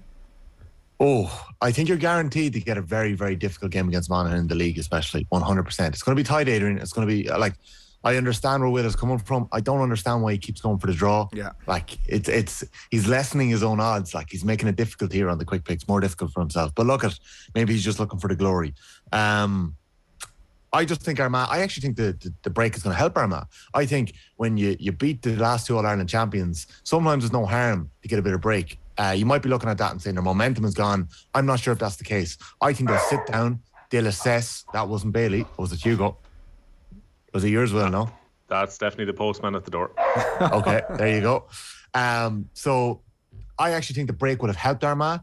The 2-week break, sit down, reassess. We've beaten the last 2 All-Ireland champions. They were both a little undercooked. Doesn't take away from our performance, but we have to keep progressing. I think they're going to keep going, and Armagh are going to back up there, as you said, the form team of 2022. Do you need to go and pick something up from the postman, or is he just... Nah, I'm sure they'll leave it at the door. Once he stops barking, we're fine. We can keep quick picking. Right, let's keep going then. We go into Dublin Mayo, and we've Will and Owen who are going for Mayo, and myself and Tommy are going for the Dubs. I'm certainly was split on this one. It was hard to call.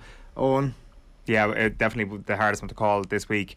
I think at this point, though, the way Dublin have been exposed at the back the first 2 weeks, I think the fact that this game is in Croke Park actually plays into Mayo's hands, not least because they beat them there last year when it mattered most. They've got a couple of players back. You're going to have Oisin Mullen on the field. We don't know what the Dublin situation is, we must say here. They could have James McCarthy and Conor Callaghan both playing. They could have Stephen Cluxton in goal for all we know this weekend. We just haven't a clue. So there is a bit of guesswork on that front. But what we do know with Mayo is that they've looked good so far, and Dublin have looked bad so far. This game is in Croke Park, where there's going to be plenty of open space for Mayo to expose them again. So that is why I'm tipping Mayo. But again, Conor Callaghan could come back and score 3 goals on Saturday night. I wouldn't be surprised. I don't know yet. Mullen back, Ruan starts. Plenty of names that aren't all that familiar. Tommy, is that what are you thinking? Can I make a point here? Like, the manner in which James Horan has managed the Mayo transition has been absolutely exceptional, and he has got praise for it. I actually don't think it's been good enough. There are new names in this Mayo team, but it's brilliant for them, and that's why I'm going for Dublin this time. I actually think we'll get a response from Dublin, but I think again Horan has given more and more experience to some of these guys. Brickinen starting full back, very highly rated. We're keeping an eye on this week. I think he could be could be a perfect fit for Mayo back there. Jack Carney has come in after a really impressive club campaign with his side. We're seeing a little bit more of Aidan Orme. Paul Towie was playing in the Sigerson during the week. Fionn McDonough, who had an exceptional game in the Sigerson final for NUIG when they won it. I think Horan has done really, really well to manage the transition, way better than the Dubs have managed their golden generation going. So, I'm just backing Dublin to win this game, but I think it's a smart move by Horan playing the lads that he's playing. John Mackin on YouTube wondering, why does Adrian hate Mayo, constantly writing us off? I mean, as somebody who was at Croke Park last year with the green and red on me, it's not that I hate them. I mean, I just wish the best for them, and it just doesn't. Mayo and Kildare, he absolutely despises. Right, Kerry, Donegal. Let's see what we've got. Kerry across the board. Will O'Callaghan, come on in. Yeah, I mean, look, Kerry very good against Dublin last time out. Kerry at home. Donegal have been a little bit of a mixed bag, but obviously bounced back with a victory last time out. So, yeah, I'd fancy Kerry to keep the run going. I think they're going to be thereabouts at the top of the table. I think they currently sit top of Owen's power rankings after the break. So let's see if they can back it up this weekend with another win. It's rare that you're going for a Kerry win. So yeah. That to me indicates like about a 10-point win, but a bad record in the league against Kerry. I don't think they've beaten them in the league since 2013, and Kerry's been better in a lot of those games. So the squad as well. Like I was making the point to Tommy on the phone the other day that the league has actually really suited Kerry recently because they've got a bunch of young players who are excellent, 7 to 8.5 out of 10 consistently across their entire panel. So I wouldn't be surprised to see Kerry lifting the National League title at the end of this year again, after being joint champions last year and champions the year before, and having got to the final in 2019. There's a reason why they've been good in the league. It's that squad depth. Not necessarily going to come good for them in this summer, but I think they're best placed. I think they're best placed to win the league. Right, Tyrone, Kildare. It's Tyrone across the board here, and I know that those who were dishing out the abuse to me a couple of weeks ago when I was saying that Kildare are out of their depth in this division. And the thing is, right, like it's written in the stars that what could be contrived. Like when I was on course to win the crappy quiz last year and you changed the rules halfway through, when I was left out of the first week of this, and then Tommy's come up with some makey-uppy stuff that means I'm on 50%, which I do need to double check actually. And if anything could be more contrived, suddenly Tyrone get 4 suspensions. This is the one thing that's slightly wobbling me. And I will say, to be fair to Kildare, they hung in obviously against Donegal. We don't know really what the quality of that Donegal team is, and we're all going for Kerry obviously this week, which might be a good indication about how we're thinking about them. But they did hang in against Donegal. To be fair, they weren't they weren't entirely run over, but it's impossible. I said good for a team of their quality. Is that what you're saying, Adrian? I said 2 weeks ago that nobody will be backing Kildare in any of the games they're playing in that division, and I've been proven right. Well, they're up against the All-Ireland champions, and let's not make any bones about the fact that Tyrone having 4 suspensions is good news for Tyrone. They are the siege mentality kings. They feel that it is them against the world once again this year, which is the last thing the world needs to happen to it right now. The suspensions that have been dished out to Tyrone mean that Tyrone are going to be standing on the steps of the Hogan stand this July with Sam Maguire in their hand, and they'll be like, "You wrote us all off, David Goff. This one's for you." Kildare, unfortunately, going to be what would you call it? Just in the middle of that train towards the All-Ireland this year. I hope you get as much abuse now for that as I got. Well, he was about to say cannon fodder and he held just short. I did actually. I was like, whoa. Yeah, say that there so we can clip it up and send it out. Right, let's move on. Derry, Cork. It's Derry across the board. Tommy? Table's not going to look pretty for Cork after the weekend. Meath are going to get their first points on the board. Cork going to be sitting down near the bottom beside Offaly and Down on 1 point, and Offaly and Down are going to be on nothing after the weekend. So going to be Derry. Derry going to continue their form. They're flying. Galway, Offaly. Galway across the board. Yeah, that's well, go on, give us your 30-second off case for you. I'm going for Galway, but you wouldn't be surprised by Offaly. Nah, I don't think this one's going to be close at all. Galway have been so impressive so far. Offaly were, as we kind of expected just before the break, were put to the sword by Derry, really, who, as Tommy just said, are so impressive, particularly around the middle third of the field. Derry are as good as anyone in that division and have got every feeling to think they're going to have back-to-back promotions now at this stage. As an Offaly supporter, I'm hoping that Derry beat Cork to keep Cork in that little mini group towards the bottom with few points accumulated so far, but I think Galway, especially after their impressive win up in Ulster last time out, I think Galway are going to keep things ticking over. And for Offaly, it's all about that game against Tommy's Meath on Saturday week. If Offaly don't pick up points in that game, they're going into the Tailteann Cup for this summer. Westmeath, Longford. Westmeath across the board, lads. You're the last starting to pay attention. They're, favourites to get promoted out of this shambles of a division that they're in on and get back up to where they belong. Unintentionally, but yeah, I don't know. Longford somehow came through. They've a draw, I think, with Longford with Louth. Last gas point for Louth. Should have beaten Louth, yeah. And somehow came through a relegation. They're not a great team, and They're not. I'm putting it mildly there, but Leinster is awake this morning. They, if Wright was right last year with the way, and look at who knows what actually the format was when the cards fell eventually last season, but they somehow came through a relegation playoff against a half decent team who I can't quite remember. So yeah, look, we're all going the one direction. Shock jock Adrian Barry. Hardly. What's the rivalry like between these two? Because you've only met 6 times. Do you know what? It's a good question. It's a bit like the Ireland-England rivalry, or New Zealand-Australia, where Westmeath are the power player. We couldn't really care less about Longford, and they're really bitter with us. That's kind of what's going on. Which would be sweeter for you? They're playing each other in like 10 leagues in championship, by the way. Which would be sweeter for you? A championship win against Longford or a championship win against Kildare for Westmeath this summer? Well, they're both at a similar sort of level. That's a joke. That is a joke. It obviously would be Kildare. And I don't mind saying that, like, Meath and Westmeath have the same thing going on, where Meath, in that instance, are the power player and they couldn't give two hoots about us, and we love baiting them. But anyway. I have a feeling Adrian Barry's face is going to be printed and plastered all over Pearse Park. It'll be the Newbridge or Nowhere mural, but your man's face will be Adrian Barry's face. They'll just repaint it. Yeah. Somebody's going to mock that up, aren't they? Last one, Sligo Cavan. We've a split jury here. Will and Owen are going for Cavan. Myself and Tommy are going for Sligo. I asked the Sligo Brains Trust in the office yesterday, Arthur and Cahill, both Sligo men, who was going to win the game, just to get a bit of an inside knowledge, and they both slyly went for Cavan, so that is the main reason that I'm going for Sligo. I think that there may be an absence of slyness in there. I think they there was the smirking on. There was smirking. Okay, sorry. Well, in that case, then I rest my case. I guess that the Markovich Park factor is a big thing. Tony McEntee said the one downside of winning this game by 23 points is the fact that Cavan are going to be paying closer attention to us, and he said that their entire season is based on the fact of just winning games and being good at Markovich Park. So that definitely factors into, I'm sure, yourself and Tommy's decision. It's not an exact science, but you look at the teams that they've played the same so far, and they both played Wexford. Cavan beat them by 6 points, Sligo beat them by 2 points, so not a whole gap between them on that front, even though you'd probably have Cavan a bit ahead of Sligo on paper. So you add that into the fact that Sligo are at home, I can see why you arrived at that conclusion, but I do think that Cavan are just a better footballing side and are going to possibly win every single game in Division 4. I think Sligo needed to be in 120% of I think they're ready to go. I just think Sligo are absolutely flying. They're fitter than they're going to be all year long. They're targeting promotion. Both of these teams are going up. I just think they're going to catch Cavan this weekend. There's a big statement incoming in Markovich Park, and Sligo are going to beat them. Just about. Quick picks in the books. Well done, lads.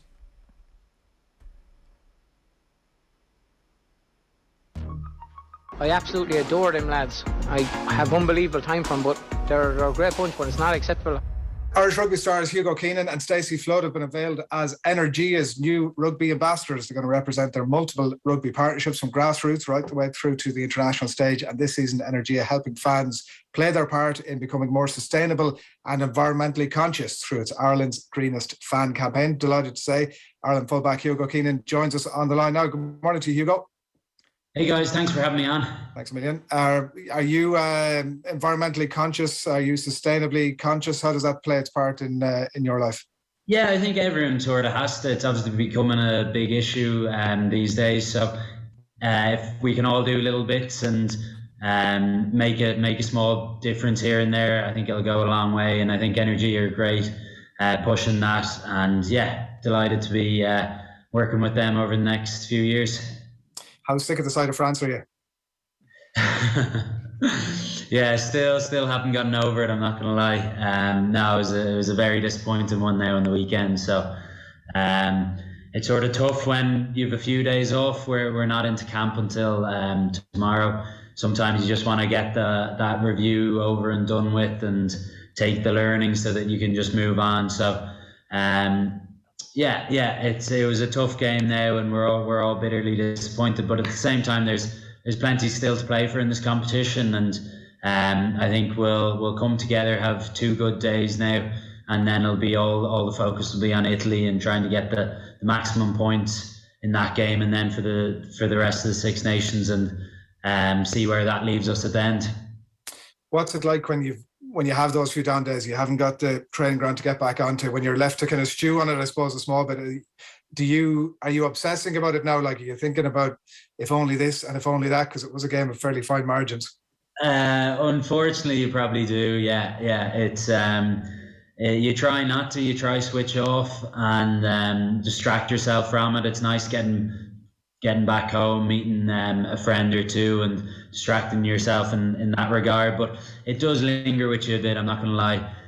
It's been a tough couple of days, but watched the game back twice already, and I've got a good idea of what's gone wrong. But looking forward to getting into camp tomorrow and getting feedback from the coaches and the other lads, and seeing what we have to improve on, because I think that's the exciting thing, really, that we didn't really play that well, to be honest, and we were only 3 points away from beating sort of the informed side in World Rugby at the moment. And I don't think there's much of a tougher place to go than than Paris these days with that crowd behind them, and then with that confidence at the moment as well. Are you watching the game back over the last couple of days, Hugo, in like your own capacity, just almost out of curiosity to kind of, I guess, answer some questions that you initially had, or was that a directive from the team? No, it's all down to you. Whether I presume most people would.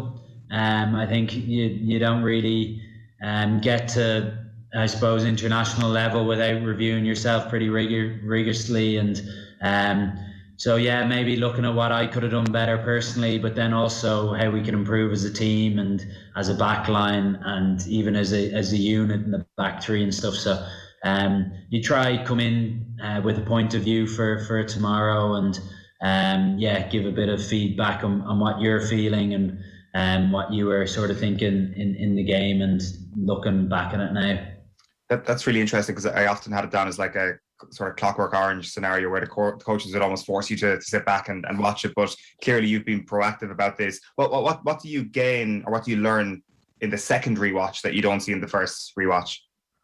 It like when you're in the moment, it happens so quickly. Obviously, you can't get that bird's eye view of things. You'd be watching from wide angles. You'd be watching from in close, and there's a lot to take away with it, especially from you when you lose. And that's probably the one good aspect of it, is that you can take so many learnings from it, that you'll analyze it in even more detail, that you'll go over it again. You'll ask yourself all these questions of why you did that, why you didn't do something else. So it's just part of the game now, and I'm sure most of the other team will do the same. I actually met up with Gary and Robbie on Monday, and we watched the game back together to sort of get other lads' feedback on it, and I suppose go through a bit of pain together. It sometimes helps. Are you critiquing each other during that conversation? No, in fairness, the two lads are harsh on themselves, and I think most are. So I think people are quite good at putting their hands up when they've made a mistake or haven't seen something, but it's also learning from them and what you can do better and how you can improve, and what to do, I suppose, in the next time in those situations. Does that mean that by the time you get into the group setting, Hugo, that you've kind of made your peace with what's going on? Is there anything in the group setting then that's sort of typically surprising you, or are you like, yeah, I know that one, yeah, no, I've seen that?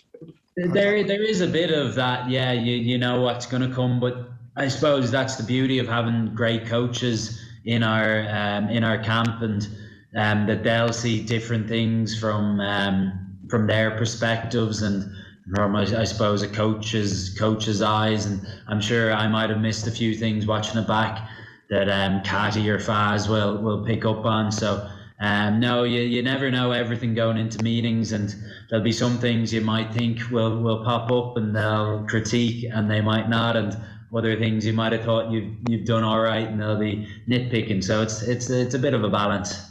What was the one thing that you watched that you thought, if I could just put that back in the can? I think we all know that answer on just that last play. If I had my time back, obviously, probably would have ran it, but I don't think I fully committed to that kick, because I probably knew deep down it probably wasn't the right thing to do, so I ended up putting in a poor one. So yeah, that's probably the one big regret, and the one thing I've been kicking myself most about over the last couple of days. I was going to ask if it was easy to sort of put it in the bin, but if you've been kicking yourself about it, you probably answered that already. Is there any, because it's not a systems error, right? It's it's the sort of thing that you go, if I did that 9 times out of 10, I'm going to do that the right way. How do you, is there anything to learn out of that or to address out of that? Because it's not necessarily like a systems issue.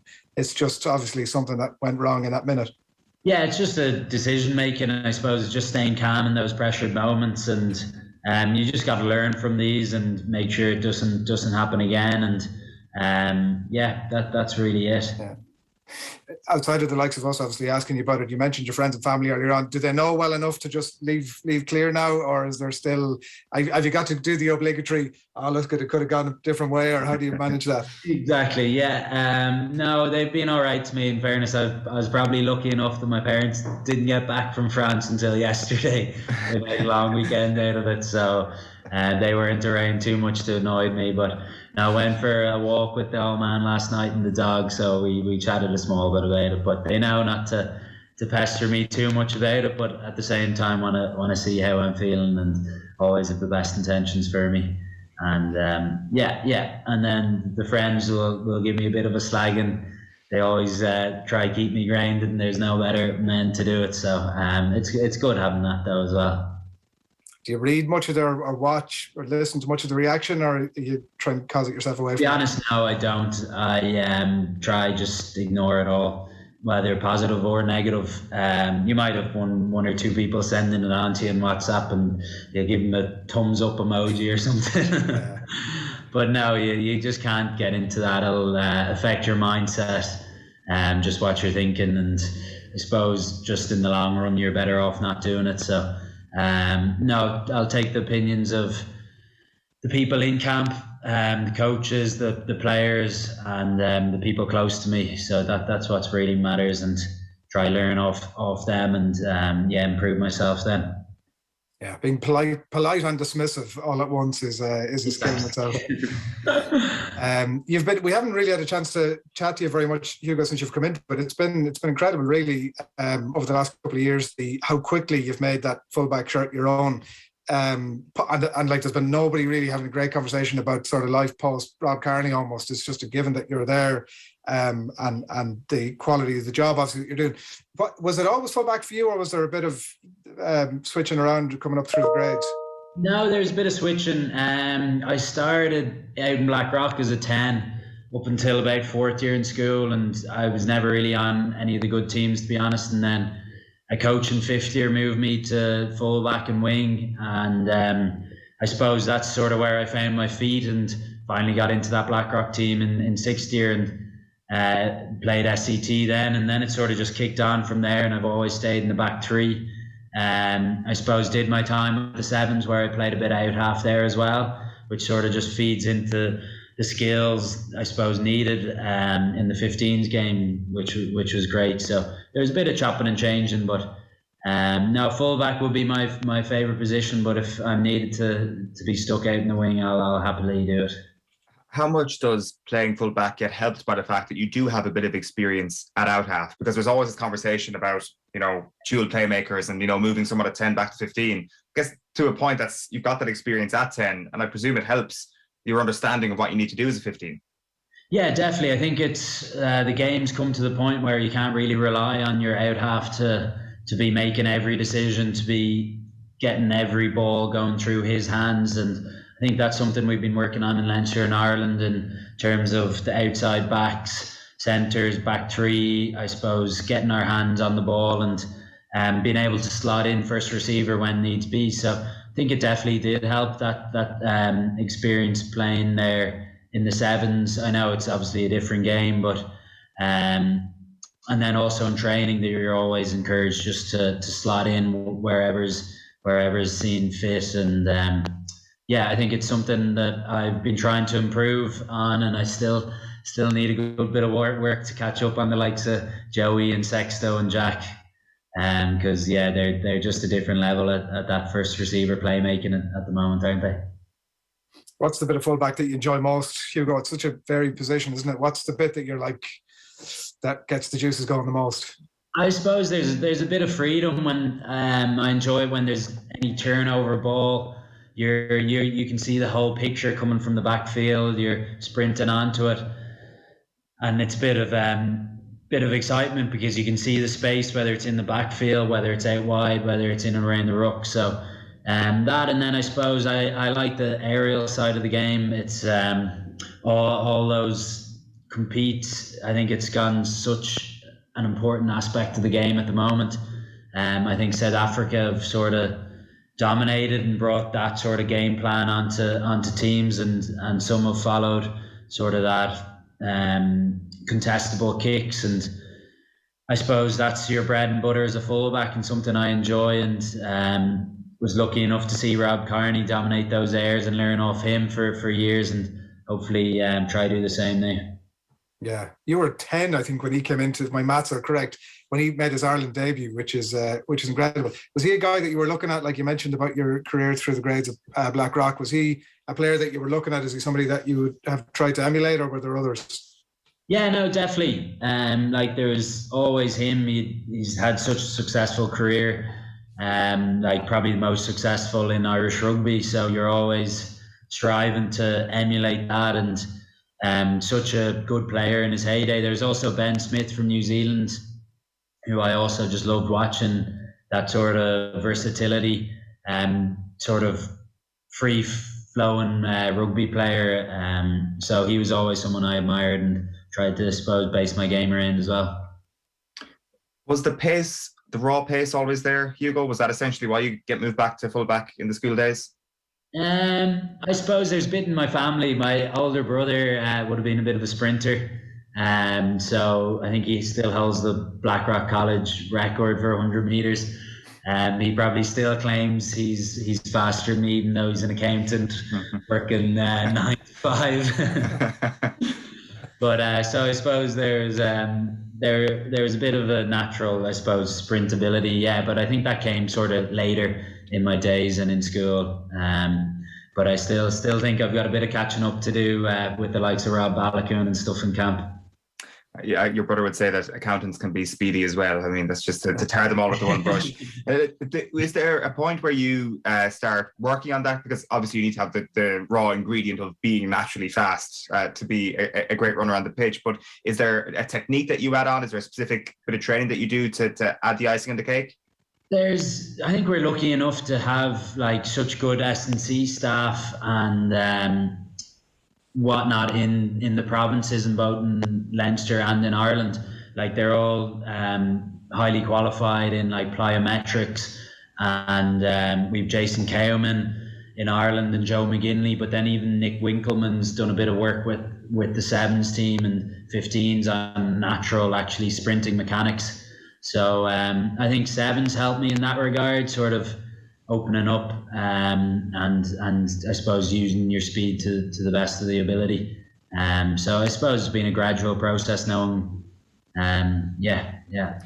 When the mechanics of sprinting are brought into that seven setup, are there a lot of lads who are like, oh God, I've been running incorrectly for quite some time and I'm not getting the most out of myself? There is, but like I don't think you're going to change someone's natural running style like overnight or even over a year, to be honest. Like it's very hard to change things you've been doing since you've been 4 or 5 or whenever you've been able to run. So it's a long process. So it's probably little small cues on how to become a bit more explosive, how to get a bit tidier on your mechanics, which you can work on and hopefully add that little extras. But I don't think you'll be seeing anyone change their running style dramatically. My arms will still be flailing all over the place. You do have a unique style, don't you? Yeah. I don't mean that in a pejorative sense, by the way. That's not. No. I get a bit of slagging for it, so I'm well used to it. That's just been your style since you were a kid, and that's. Yeah, it is what it is. I suppose it's probably not the most technically efficient way of doing it, but as I was saying, it's hard to change something you've been doing for years and years. Did you play? You played a bit of football when you were younger. Is that right? Yeah. So it was soccer. So that was always sort of my first love. Played up until I was about 17, always with Mount Marion. So a lot of my mates from school are all big soccer heads. They're all still playing for the local football team. And yeah, still love it. Still a Chelsea fan. So bit tough to watch at the moment, but yeah, love it. Was that ever an option for you, or was it just something to do to?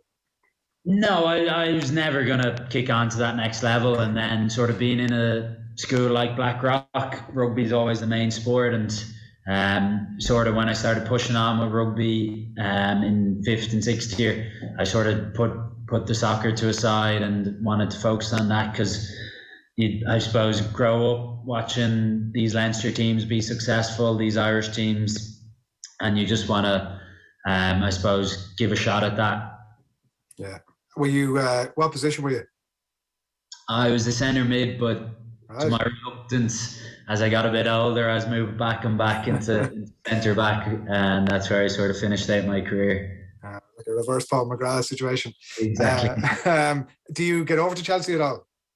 I've only been away one away game. I've done a stadium tour recently. There's a few supporters in Leinster and Ireland.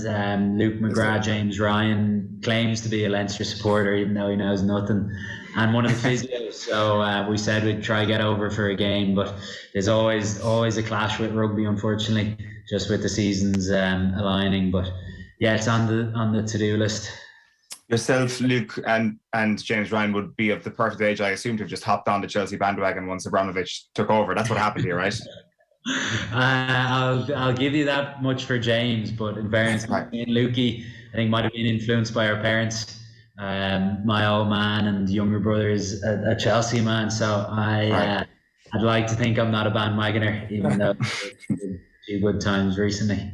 Are you, if you were to have gone down that route, would you have been, who would Hugo Keenan, the soccer player, have responded better to? Would it have been like a Jose or an Ancelotti or a Tuchel? I was always a big Jose fan, in fairness. Oh, yeah. Well, just the entertainment he gives you, doesn't he? Yeah. He's some character. I'm sure working with him might be a bit trickier than that. Who's closer to Jose, Leo Cullen or Andy Farrell?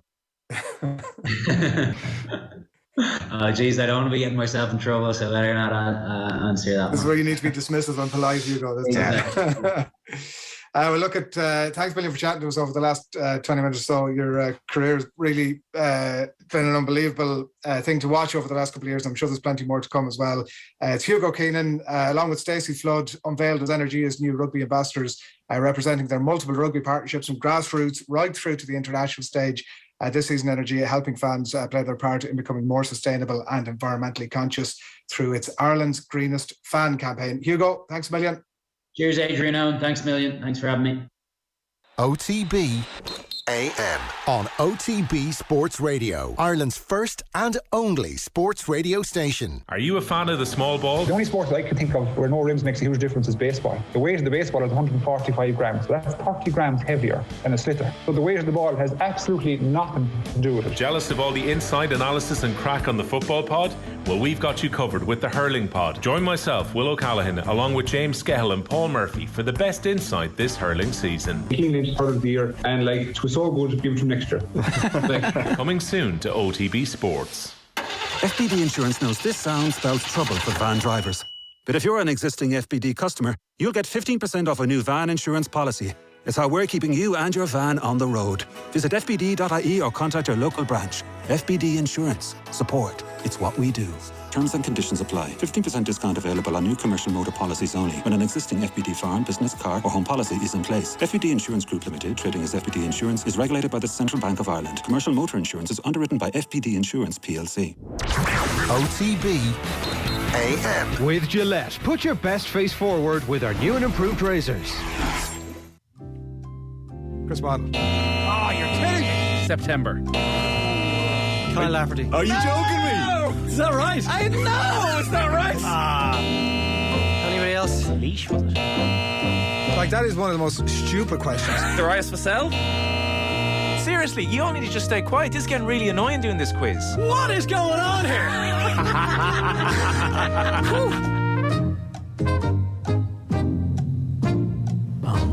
Welcome along to the shoutiest segment on Irish radio. It's the scintillating, it's the stupefying, it's the splendido crappy quiz. Every Friday we pit three of team off the ball up against each other in a no-holds-barred quiz of sporting factoids at the end of the week. Allow me to welcome today's contestants. Our first contestant has a broad base for all his cultural references brought to you every morning on OTB AM. Sometimes he dips into the Big Lebowski. Other times he quotes a famous movie character called The Dude. And other times he drops his favourite movie quote, "New information came to light." He's unpredictable, he's eclectic, he's Ger Gilroy. Oh, you're so jealous, Owen. Do you know what the Big Lebowski is? No, what is that? What was it this week that really tipped you over the edge? Donnie Darko. Donnie Darko. You hadn't a clue what it was? Of course I know what Donnie Darko is. I mean, it's a song, you said. You said it was a song. Well, it was famous for that song. It was famous for that song and Rabbit. Okay. Well, look, I mean... I haven't seen Donnie Darko, though. But I know that there's a rabbit in it. I wonder, is it worth watching? I'm not sure. That is... just so you can. A lot of people hated it. It was definitely a bit Marmite. It's well worth pointing out as well. There's not a rabbit in Donnie Darko. There's a man in a rabbit costume. Fair enough. Donnie Darko. An excellent point, Will. That's. I would recommend, Owen, if you do go to watch it, go watch the original one and not the director's cut, which is really, really awful. Okay, interesting. But it's well worth a watch at least once. That level of pedantry is getting us all in that Friday feeling that we so love here on the Crappy Quiz. Our next contestant today couldn't finish his half caramel, half hazelnut latte last Sunday. Such was his disgust with Kilmacud's late concession of a goal in the All-Ireland final. He's also resigned as head coach and director of football for the club's under sixes until such time that he deems the club to be worthy of his services. Give it up for Adrian, who's your daddy Barry. There's a lot of issues to take with that on, including I'm allergic to hazelnuts, so that definitely wouldn't be a factor for me. I had a lot of people catching up. That's why you couldn't finish it. A lot of people coming up to me during the week. Woman in Tesco, the taxi driver, a man on the bus, people in the street saying that last week was a shambles. So just a bit of feedback for you there before the under six training session as opposed to the Club All-Ireland football final where they went within a second of winning it. Oh, that was unbelievable. What a day. But anyway, just more of a reflection on last week's quiz, Jar, to be honest with you. It was... I mean, that we all know that the members of Kilmacud Crokes are lawyers, dentists and doctors, not butchers, bakers and candlestick makers, the way you've put them out there on. Vast and inaccurate generalisation. But poshy Southsiders is essentially what you are. And breakfast radio show presenters as well. The poshest of the posh for Kilmacud Crokes. Part-time. You know, True. Swansea Inn does 2.5 hours work a week and he's like Marion Finucane. Exactly. Our last contestant today often wonders what life would be like not being from the Midlands. Would life be more fun having epic coastal views on my doorstep? He often asks himself before concluding that no, Barack Obama Plaza and Portlaoise Plaza are on my doorstep. Give it up for Will Walk and Roll O'Callaghan. Morning, lads. I'm not 100% sure. I was kind of half laughing at the storm earlier when I got up and thought I've woken up to an incredibly dry driveway when I woke up, no wind whatsoever. And in the last 15-20 minutes, the storm has incredibly picked up and I'm now mildly worried the window's about to come in. Did you see that video of the German ferry? Yeah. It kind of feels a bit like that outside at the moment. So hopefully it holds up for the next 20 minutes or so. But yeah, it's seriously hit here in the last few minutes. Look that up after you're finished with this. Hamburg ferry. It's absolutely insane. Terrifying. Subtle flex from Will there, referring to his driveway. You know, us city slickers, none of us have like driveways. No. There's barely room to swing a cat, let alone park a car. Is it a big driveway, Will? Yeah, it's all right. Yeah, I mean, you get space. Pretty big. You get space down here in the country. You don't have to pay €2,000 for a kitchenette that also contains your shower, as it is in Dublin at the moment. It's convenient, everything in the one place. As ever, the format is a classic crappy quiz with a series of questions on a series of themes. Then it's on to the slip and slide of trivia, which is the rapid fire round. You can podcast the crappy quiz on otbsports.com or on the OTB Sports app. And if you're watching on YouTube, make sure to click the thumbs up. You can send any questions you have via postcard to Crappy Quiz Quizmaster, Off the Ball Towers, Marconi House, Diggs Lane, Dublin 2, and a couple of shout-outs before we begin. First of all, David Myers has been in our YouTube comments to say, Minnesota loves the crappy quiz. Winters are long here. Even crap entertainment is welcomed. John in Donegal has been back in touch on Twitter, by the way, to say, for goodness sake, leave that tripe in the bin where it belongs. It takes from all the fantastic work OTB does during the week. I don't listen on Fridays anymore in case I might be subjected to it. Well done on all the other fabulous stuff, by the way. And last but certainly not least, we need to mention Seamus Walsh, the greatest genius that has ever been associated with the crappy quiz, albeit the only genius that has ever been associated with the crappy quiz. Seamus has created an online portal which will archive all of the crappy quiz scores. We can bring you some of this now. You can go over to crappyquizchamps.com to have a look for yourself. The Crappy Quiz is a weekly sports show every Friday on OTB Sports. Hacks fight over asinine things is his description. Hashtag Team Phil. Hey, it was going so well until the hashtag. He's got a collection of scores up. The longest streak is Phil Egan's 6-win streak. Some time ago, champ. And Nathan Murphy has been on a 4-game streak. And then he updates it for every year as well. So you can go through the archive. And currently in 2022, the number one champ is Will Walk and Roll O'Callaghan. How do you feel about that, Will? It's great. I'm telling you, this portal is fantastic. I whiled away about an hour on this yesterday because I went back to see how far back they'd actually gone.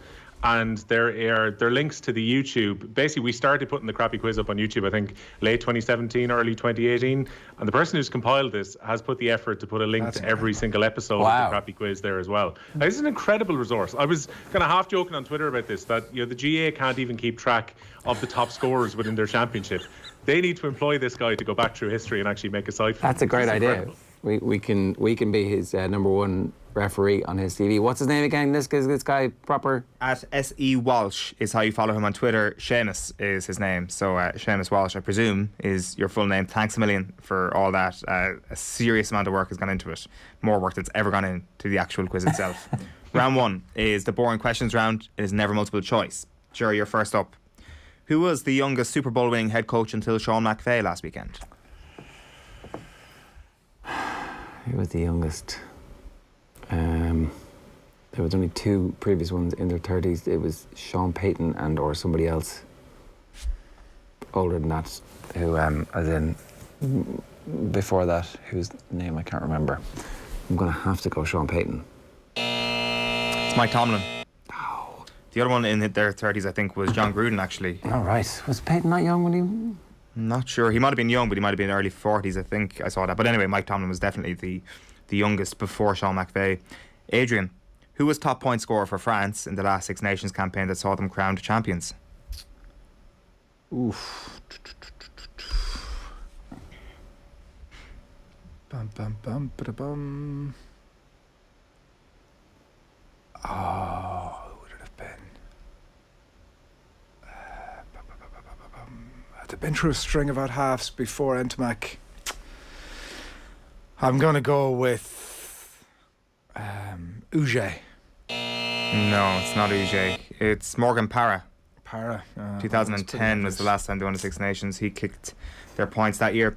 Will, outside of Munster, Leinster and Galway, only one other team has ever won the All-Ireland in hurling. Which team is it?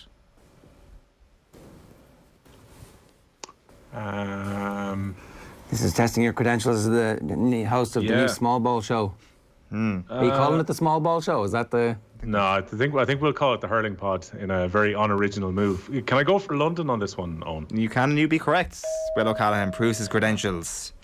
Well done. Round 2 is the Name That League of Ireland club. Could say that took big balls to give that answer. It as opposed certainly to small did. Balls. So congratulations on that. A football answer from a hurling man. In this round 2, I'm going to give you the name of a footballer that has played at a high level overseas as well as playing with a League of Ireland club. All you got to do is name the Irish club. In some of these cases, a player may have played for more than one League of Ireland club, in which case I'll accept any club that he played for. Ger, your player is Kevin Moran. Pegasus. No. UCD. Pegasus and UCD are the teams he played for. He went from Pegasus to Man United. Pegasus is actually true or not? Pegasus is 100% correct. League of Ireland, though. No, I think you'll have to go with whatever is on your sheet there, Owen. League of Ireland.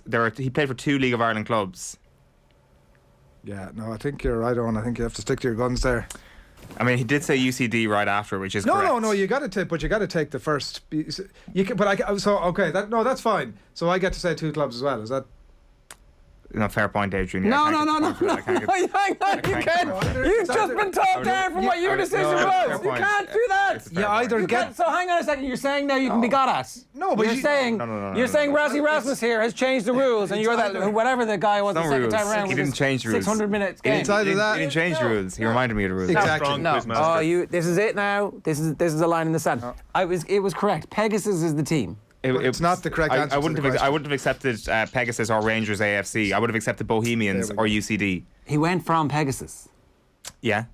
To Man United. No, but the League of Ireland teams were Bohemians. That's a key part of the question. You're a cock. Adrian, Bobby Charlton. Who did he play for? What League of Ireland team did he play for? Yeah. That's the question, as we have established. That is the question. Which League of Ireland team?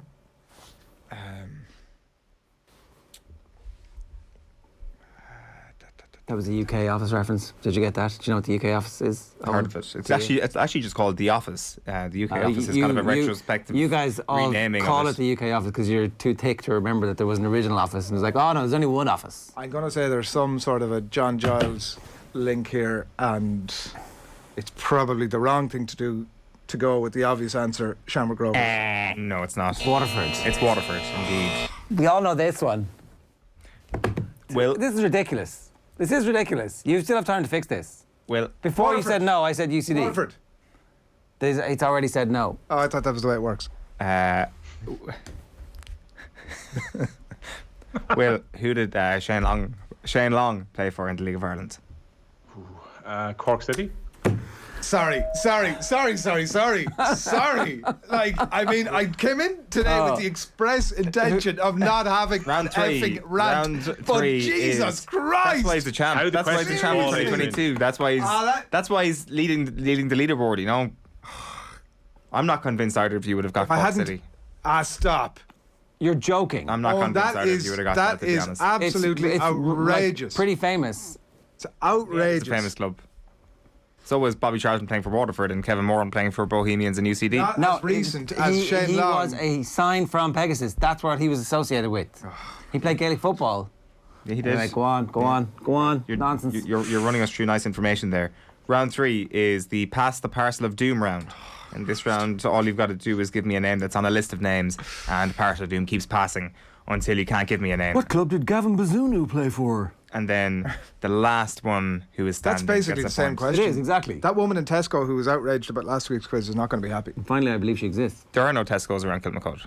Oh, they're directly across the road from the club own if you all use Sainsbury's geography. and correct, Waitrose. M&S.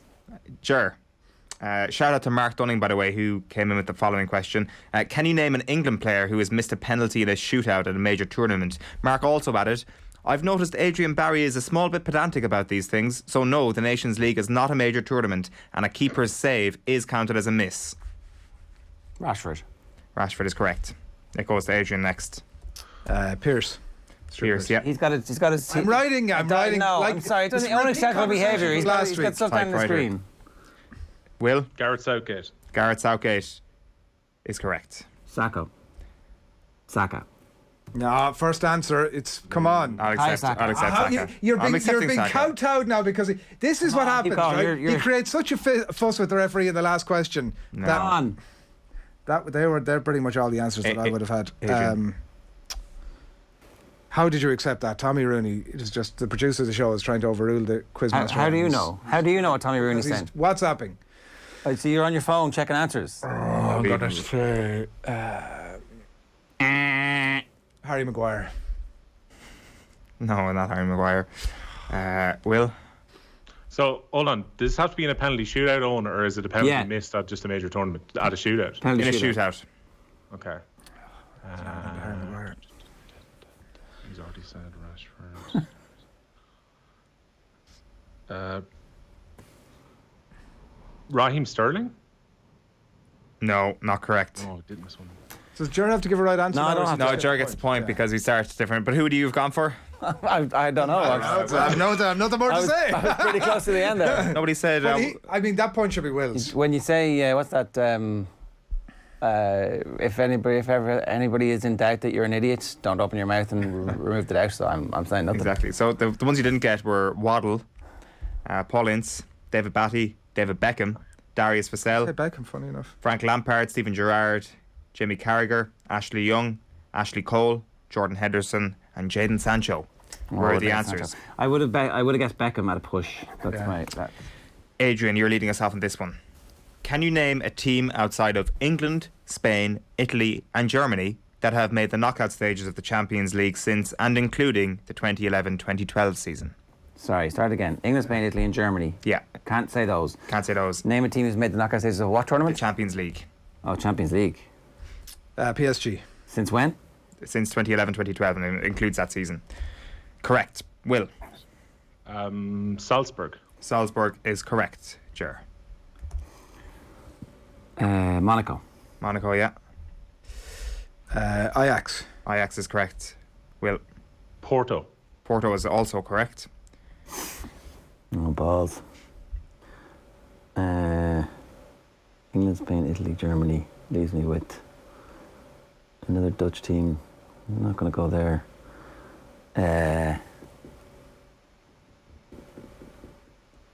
Lens. No. Bollocks. Lens. Have they even been in the group stage of the Champions League in the last 10 years? Eindhoven. Correct, I'll accept that. PSV. Will? Okay. Galatasaray?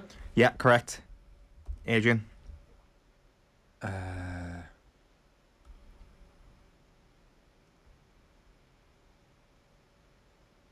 need to push you for an answer here. We're really, really tight and tight. Trabzonspor.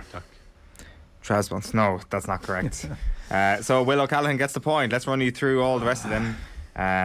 Apoel, Basel, Benfica, Besiktas, Celtic, Moscow, you're kidding me. Dynamo Kiev, Ghent, Lille, Lyon, Marseille, Olympiacos. Lille and Lyon were who I was trying to think of instead of Lens. Thought so, yeah. What the Shakhtar hell? Donetsk, Sporting in this year's competition, and Zenit St. Petersburg were the other options that you didn't Celtic get. is annoying. Will, The last 16 is kind of a fake knockout round, though. It's kind of a I kind of Go forget on. they ever happened. Will, can you name? quarterfinalist would have been a better question there. Yeah, maybe it would have. Will, we'll do that next week. Can you name a college that has played in a final of the Sigerton Cup? Ah, come on. You literally suggested this the other day. Ah, but you're not supposed to This do literally it. was on the show, yeah. Not supposed to do it. Double Though. bluff. Mind games. NUI Galway. It's correct. If I say Nike, am I allowed that day? Are you going to grandfather that in because they qualified? I'm going to go UCD. UCD is correct. Safe option, Adrian. DCU. DCU, yeah. Will. UL. UL is correct. Queens. Queens is correct as well. Oh, Belfast. UCC. UCC, yeah. The University of Ulster, I guess they're called Jordanstown, but University of Ulster. Yeah. Sure. Let me just see what's going on here. It's the NUIG you're saying is UCG. I'm going to go Nike, which is UL. UL's been said. No, he said University of Limerick, yeah, you're gone. Well, no, it's Nike. They're Nike qualified. No, it's UL. Legacy no, name. No, UL. No, Nike you literally won the You're competition. done. You're gone. You're finished. They won the competition. Stick a fork in you for this round. You're done. You're a wanker. That is unacceptable. Adrian. That is unacceptable. IT Tralee. Yeah, that's correct. Now called MTU Kerry. It's called TIT. Used to be. They were Adrian. DIT. Or Will. Rebranded. DIT. DIT is correct. You know, Nike is called Nye in this part of the world. That's terrible. Adrian. I'll go with Letterkenny IT. No, you're gone. You're done. Sligo. Will O'Callaghan gets another point.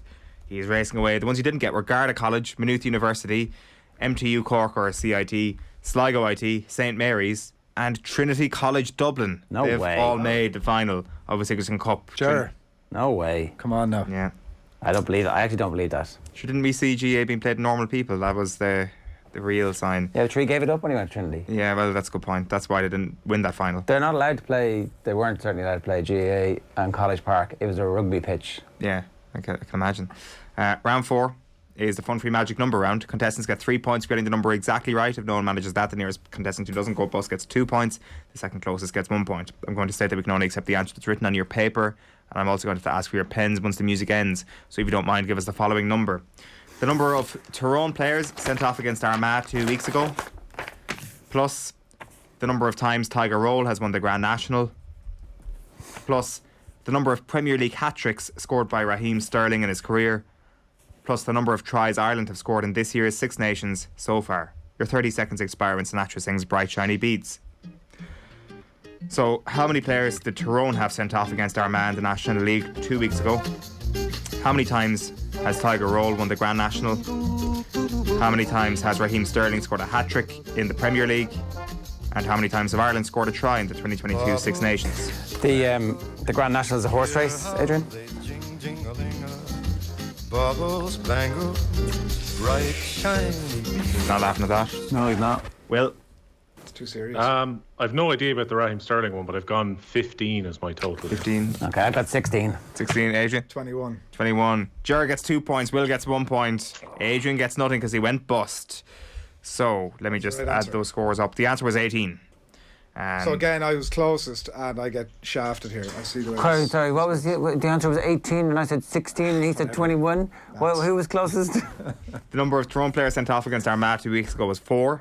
Tiger Roll has won the Grand National twice. Both of those correct. Raheem Sterling scored 5 hat-tricks in his Premier League career. That.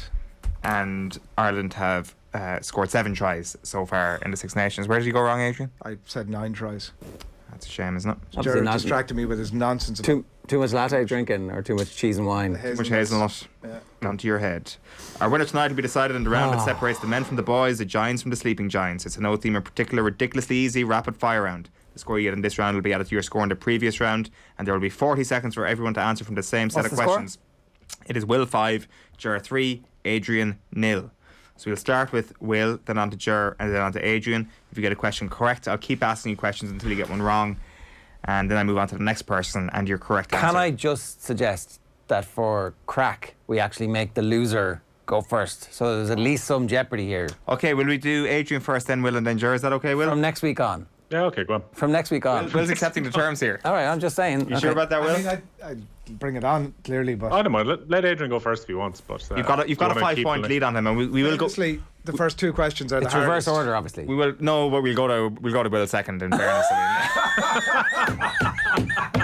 Well, that makes no sense. In classic time-honored tradition, fair. that makes no sense whatsoever. No, he's done a solid... You're going to go from the least amount of points to the most amount of points to the middle amount of points. Yeah, because it would be an extraordinary comeback if you came back in this, whereas Ger's quite close to Will. And it'd be pretty dramatic, but it wouldn't be that dramatic. Was that your dog? What was it? Hope not. We got to make a decision on this if the football kickoff's actually going to start in time. Order is Adrian, Will, Ger. Okay, your 40 seconds starts now. What nationality is Anthony Elanga? English. No, Swedish. Who's the current Rangers manager, Will? It's Giovanni Van Bronckhorst. Correct. What Australian club did Mac Hansen play for before joining Connacht? Canberra? No, Brumbies. In what country do Bodo Glimt play their domestic football? Norway. Correct. Who trails Real Madrid in second place in La Liga? Atletico or Sevilla? Sevilla. Correct. Dave Heffernan plays for what province? Connacht. Correct. Louise Quinn plays for what club? Brighton. No, Birmingham. What team did Matt Stafford play for before Los Angeles Rams, Adrian? The Lakers. No. Sebastian Haller plays for what club, Will? Ajax. Correct. Who lost last year's All-Ireland women's football final? Dublin. Correct. I mean, come on. So Will ends up on 7, and Adrian ends up on -2. Ger ends up on 5, and that means Will is. He answered the dubs after the buzzer, though. He had loads of time. But Listen, if he gets that point wrong, he goes back to 5. I should also say that. And he went second. The question about Mac Hansen was who did he sign for Connacht from? It was Brumbies. He did play for the Canberra Vikings earlier in his career, so I could appreciate how Will could have been a little bit annoyed. But you could not have given him the answer. No, but in fairness, Will. But he should have been deducted a point for answering after the buzzer. You said Sacco instead of Sack. He was on 6. You gave him 7. He would have been back to 5. So it's actually a shootout. Will relinquished pole position. He also kind of got a little bit screwed over in the Mac Hansen question. He did not. He is a true 2022 champion. Will O'Callaghan, congratulations. Oh my God. Oh my God. You didn't give me UCD earlier. That would have actually made it level. Nahi. Let the continue. You're a prick. Update the portal, please, Seamus. Anyway, thank you very much for being with us. Thank you to quiz ever. Yeah, congratulations, Will. That is the end of this week's crappy quiz. Yeah, what are we doing now? We will see you. Oh, sorry, we will just bring you some quick breaking news this morning. Dean Smith has confirmed that Adam Ida is out for the season.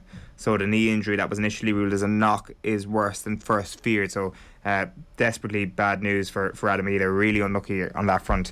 We'll have more on that throughout today. The football kick-off, as I say, with Sky is live here at 10:30. OTB AM has been brought to you by Gillette. Good morning. Start with Gillette. Put your best face forward with their new and improved razors. As I say, football kick-off at 10:30 with Sky. OTB is live tonight from 7 o'clock, and then from 10:30 tonight, make sure to follow us on Twitter for Late Night LOI. It's going to be on Twitter Spaces. Nathan in the company of a couple of other people. OTB is live on Saturday from 1 o'clock. I love that you read that so formally. And we will see you on Monday morning from 7:30. Right now, we're leaving you with more football here. It's Nathan, Dan and Stewie previewing the 2022 League of Ireland season. Good voices, good League of Ireland voices. Could be one of these two guys, I don't know. It's Shane Keegan. For the next hour, it is the eve of the League of Ireland season, and between now and 10 o'clock we are going to be previewing it in the company of Dan MacDonald and Stewie Byrne. There is live football tonight as well. Europa League currently ongoing, and Celtic with a wave of real positive momentum, but not tonight, because they are 1-0 down at home against Bodo Glimt in the Europa Conference League. Second half just getting underway at Celtic Park. Leicester City 1-1 at home against Randers.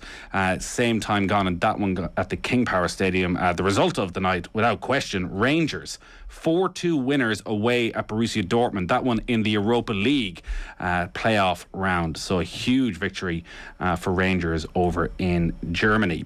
Just before we get into looking ahead to the League of Ireland season, we got a chance for you to get your hands on tickets to two of the most anticipated games of the opening night. we have 2 pairs of tickets for Shamrock Rovers' first game in defence of the Premier Division title against UCD at Tallaght Stadium tomorrow. And we also have 2 pairs of tickets for the sold-out clash of Shelbourne and St Patrick's Athletic at Talca Park. To win, we'll make it very simple. Just text 53106 with your name and either Rovers or Shells, whichever game you want to go to, and you will have a chance to win them. Best place to get tickets for the 2 teams, to get season tickets, is shamrockrovers.ie or shelbournefc.ie. So that's 53106, Rovers or Shells, depending on which game you want to go with. Here on Off the Ball, of course, whenever we're previewing and talking football, we want to give you the most unique voices, the voices you don't hear anywhere else. So that's why we got Dan McDonald and Stewie Byrne, who've been locked in a cave and haven't been on every single League of Ireland preview. Bloody hell, Stewie. That extension's going to be a big one. You must be making a fortune with all these podcasts and TV shows you're on. No, I didn't think I was on. Hell, the overexposure, is it? But you've been saving your best stuff. You've been saving your best stuff. You've never been afraid to let me know these things, so please do let me know, because I don't want to be. You've been saving your best stuff for tonight, haven't you? I have been, yeah. I listened to Stewie on a preview earlier, just so I'd know what his opinions were. So if he actually starts to repeat his opinions, I'm like, no, we need something different on this. We need something fresh on this. They're just the opinions for a Tuesday afternoon. You know, it's all changed by Thursday. They tend to change it's all changed by Wednesday. Yeah. So the league gets underway tomorrow night. There's a stormer brewing though, so hopefully all these grounds get through the weather over the next 12 to 18 hours, and there's no late call off. So it is a sold out Talca Park. Shelbourne under Damien Duff against St Patrick's Athletic, also under new management in Tim Clancy. We have the champion Shamrock Rovers against UCD, Dundalk up against Derry City, and also Finn Harps against Drogheda. Then on Saturday it's Sligo Rovers up against Bohemians, and in the first division it's Bray Wanderers against Cork City, Wexford against Treaty United, Athlone Town against Waterford, and Longford play Cove on Saturday. Go United are the bye week. Let's start with the champions, Stewie. Shamrock Rovers going for 3 in a row. It's something that's been done on a semi-regular basis, but also there have been teams, Stewie, who didn't manage the 3 in a row, who won the 2 in a row and couldn't quite get the 3 in a row done. I know where you're coming from, Nathan. Yeah. Well, you were part of one of those sides. When you sit here at the start of the season and there's a dominant side, it almost looks impossible to see a situation where they don't go and do it again. And particularly with Shamrock Rovers, who have a stable squad and have added to a very stable squad with the best player in the league when he was there previously in Jack Byrne, and also an Irish under-21 international in Andy Lyons. And there's all sorts of turnover, managers, players at the other clubs. So right now it feels very hard to make a case that Shamrock Rovers won't win 3 in a row. But quite often in 6 months' time you're thinking, God, how did we not spot that? A bit of complacency or a lacking of talent in certain area of the park, or something happening behind the scenes. Do you see anything in Rovers at all? Anything that the opposition can look at and see fault with? The biggest worry is going to be if there's any sort of complacency, you'll see it right from the get-go. You know, it'll happen in the first couple of weeks, first month. And I think that is probably the reason why we've seen Stephen Bradley react the way he did last week following the team's performance against Pats. It's when you look at what's happened to the other clubs, that could be the issue for Rovers. They've only but strengthened this year. You know, bringing Jack Byrne back in is a huge sign for them. And when you look at the kind of the managerial merry-go-round in the other clubs, players have moved around in the other clubs, and there could be a tendency for a little bit of complacency maybe settle into the Rovers team. And that may or may not have been the factor behind the performance last week. I don't know, but the fact that Stephen's reacted the way he has, I think is a positive sign from my point of view. I think that is going to be his biggest role this year, and the hardest work he's going to do is in the first 6 weeks. He just has to have them rocking. They don't have to be, you know what I mean? They don't have to be 100%. No one's ever 100% at the start of the season. How does complacency manifest itself? Well, you know, it happened to us. It happened to us in 2005. We came out into the 2005 season off the back of obviously the 04 year where we won the league, the European stuff with Deportivo. We signed Colin Hawkins, who was probably the best centre half in the league at the time. Glenn Crowe, probably the best centre forward in the league. Live on Ollie Byrne announced it live on TV, of course, didn't he? He announced the 3 lads from Bow. Bobby Ryan. And Bobby Ryan, probably the best right winger in the league at the time. And you know, we were delighted to have them. And I can't put my finger on what actually happened, but what happened in the first 6 weeks. I remember Owen Healy got injured, so he missed the start of the season. We played UCD at home, and looking at Rovers' fixture tomorrow night, we ended up scraping a 1-1 draw, last minute penalty, just to get 1-1. And we ended up we drew the first 3 games, and we just never got going. We couldn't fit Crowley in, really couldn't fit Bob. It wasn't their fault, it was all our fault. None of us responded. We didn't, instead of us going another gear or going to another level, we sort of just stood still a little bit. And what we found was that everybody that was coming to play us just they went to another gear, like, you know. And it's funny, I remember listening to an interview ROG Keenan actually gave in around that time, and he spoke about the year when Varane had come in at United for 15 million. He was the biggest signing in the world at the time, came in from Inter Milan. It might have been the 03 season, but they just never turned up, never got going. There was complacency among the players that surely if you sign the best players, they'll just fit right in. But what had happened to ourselves, and ultimately what happened to United as well that year, there was just an imbalance that we couldn't fix, and then we only got going halfway during the season, but then by then the season was just too short, really, to be quite honest. And then that does feel somewhat similar to the conversation around Rovers, an imbalance, because you look at the players who came off the bench last week, Richie Towell, Graham Burke coming on for Danny Mandreu, Jack Byrne is starting. They seem to have an awful lot of talent, but an awful lot of talent condensed in a similar part of the pitch. Yeah, no, it is. Like, it is it's an unusual sort of ray of light for the other teams to be looking at, that in some way Jack Byrne coming to Shamrock Rovers could be a negative, when of course, like, you know, the 2 seasons Jack has played in the league, he's been the best player. He's been voted by his peers the player of the season. But I think the point is a fair one. I remember covering Shells loads in that 2005 season. I think the big discussion would have been, could Crow and Byrne play together? That was obviously a big discussion point. I suppose what's different with Jack is that he has been at Rovers before. You know, he does know a lot of the personalities that are there. You know, he sort of would have, you know, relationships with sort of, if he's in a midfield with Gary O'Neill or playing off, you know, Graham Burke or whoever it might be, Dylan Watts. You know, Rovers still play a broadly similar system, you know, pretty much the same sort of system. So it's more the case of, you'd imagine Jack Byrne is going to play. It's how the situation is managed for maybe those who were prominent last year but might have to take a step back, or that issue of rotation and keeping people happy around that. And I think, you know, a couple of Rovers players have spoken, but I mean, last season, to be fair, there was a fair degree of rotation between Burke and Mandrew and sort of even Gaffney and Green when everyone was fit. They had a lot of injuries in the middle part of the season, actually. But it's just more getting that balance right. That, I mean, Stewie's been in those situations and can speak far better on it, but you know, you want a right environment, I assume, around the training ground every day. And if you have a couple of people whose heads are down, you have to make sure that their heads aren't down and they respond to it in the right way possible. Now, it may well be that this is just very straightforward. You know, that Jack Byrne just slots back in. Yeah, 1 or 2 other people have to accept that their game time is limited a bit, but they find a way to accommodate them. And hopefully, from their perspective, there's a European campaign coming down the tracks where they're accommodated. But I think the early weeks are going to be interesting. One of the things with Rovers last season is that they didn't really batter teams.